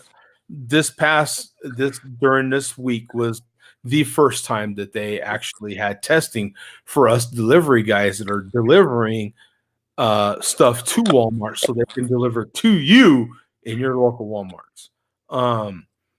So credit to them. I received my first test, and I'm, according to them, okay. But there's not a lot of stuff that guys like me can do. You can try as you may, but for what I do, the type of deliveries that I do, I'm not UPS, man. I'm not delivering little packages to your door, ringing the bell and walking off. I am. If you order a treadmill, I'm that guy. If you ordering anything big, if you order furniture that you're making at home, I'm the guy that delivers that. Not a lot of things I can do. In my case, I am delivering your household goods. If you're moving from one city to another, I'm the guy that's doing that. There's not a lot of things I can do in that situation. It's a very physical job. You may not think of it that way, but it is a very physical job. There's just a lot of risk involved, even more so, in my opinion, than a medical professional, because there's just not a lot of things I can do. I have to get close to you. It's just one of them jobs, man. I don't know. It's part of the risk. And thank goodness that I live in Phoenix, Arizona, and we haven't had a lot of cases here. In other parts of the country, for the same company I work for, we've had people die. We've got reported cases, many, of the Big 19, and we've got people that have died. We've got other people that do my job that have died, confirmed cases. So that's the realities of what I do. You know what I'm saying? Every day. Don't need a star pinned on my chest or anything like that. But you ask, I'll answer. That's that reality. Ivory says, I'm glad you're okay. Hey, thank you. Thank you very much. That's the problem. The tests have been about a 30% failure rate. It is scary. Yep. I told everyone from the get-go Trump was disastrous. Or dangerous, I'm sorry. Craft beer.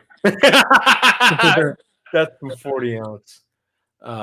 Damn right, Carver.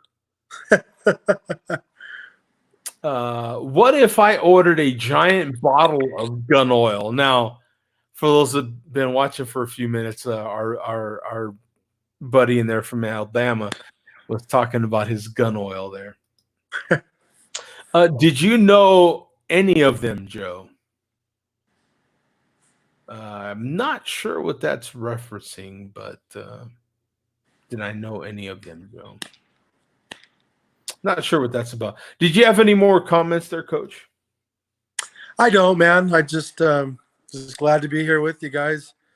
So just enjoying the show. Sorry I couldn't jump in more. Just work calls. So you know how it goes. Absolutely, man. No problem at all. Oh, wait a minute. We got Mandy in here. Hey guys, how you doing?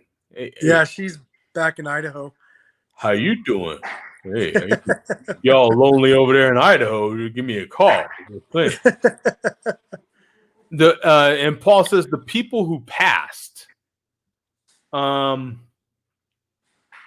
No, I don't know any of them. But they do work for did work for the company, have worked for the company, and are Teamsters. I do work for a union company. And so any Teamster that passes away, I always feel a little sorry for, man. Absolutely. We're even if it's a different company, if it's a Teamster, I feel bad for, man. Absolutely. We're doing the same damn thing out here. Any fellow PU&D driver, even if they're not a Teamster, man, I feel bad for, man, because we this is the oldest job that you can do in trucking. I'm not saying I love it. I'm not saying I have been over the road truck driver. I have done that for a number of years. This is the oldest part of truck driving is local PU&D driving, picking up and deliver driver. This is the roots of truck driving before it was a long haul job. Before you had interstate truck driving in this country, it was local and it was regional. That is all PU&D jobs, man. And so anybody that does this job, I got much respect for it because you know how tough the job is. And it's one of those jobs where people see trucks going down the road. They don't necessarily know what the hell they're doing. They just see drivers driving down the road, and that's all they see. Right. They don't put the two and two together that person going down the road is getting them what they need on a daily. They just don't put those two and two together, and they don't. I get asked. I've been doing this since 1994. 1994. I still get asked, and this ain't a new job. I'm a third generation Teamster. Third generation Teamster. I'm also a third generation Italian, but I'm a third generation Teamster. And people still don't know what the hell I'm doing. You know what I'm saying? My grandfather, and now take this, wrap your head around this, Coach. My grandfather's a retired Teamster milkman. You know what's happening now in my area? You got you know because you've been here, but the company that I get my milk from, and there's a dairy I live down the street from. I am blessed that way. That same dairy is considering delivering milk just like the old school milkman. Really? Yeah. Delivery has gone full circle, hadn't it? Right. We think of delivery as something new. Is it really? Because when you think about it, your grandparents got everything delivered. Think about it, man. Yeah. Look, when I grew up in the 70s, when I grew up in the 70s, we could get tamales delivered. Yeah. Think about it, man. Like you had a bread guy, you had a milk guy, you had everything delivered. A lot of things, at least, delivered. You would order it and it would come the next week to your door. Your milk was at your door waiting. You had ice delivered when you still had flipping ice boxes, for Christ's sake. Right. Ice was delivered to your door, to your back door, wherever you wanted it. I grew up having water delivered. A lot of people still do have water delivered. Yeah. We're going full circle. This ain't nothing new. Delivery is nothing new. We just got away from it. We're going full circle. We're getting back to delivery. I'm giving you something to think about, kids. Right? The 50s, the 60s, the 40s, things were delivered to you. Think about that. Ask your grandparents about it. They'll tell you, oh, yeah. They never just tell you, oh, yeah, it was. No, they tell you, oh, yeah. That's right. You didn't realize your grandparents were singers until you asked them that. Were things delivered when you were young? Oh, yeah.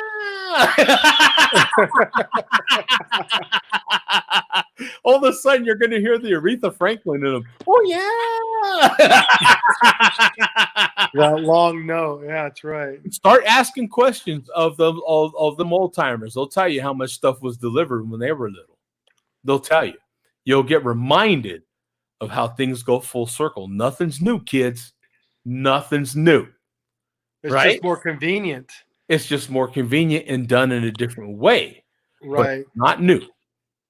So, something to think about as we get out of here. Thanks, Coach. Appreciate it, man. We'll see you, man. Hey, thank you. Bye-bye.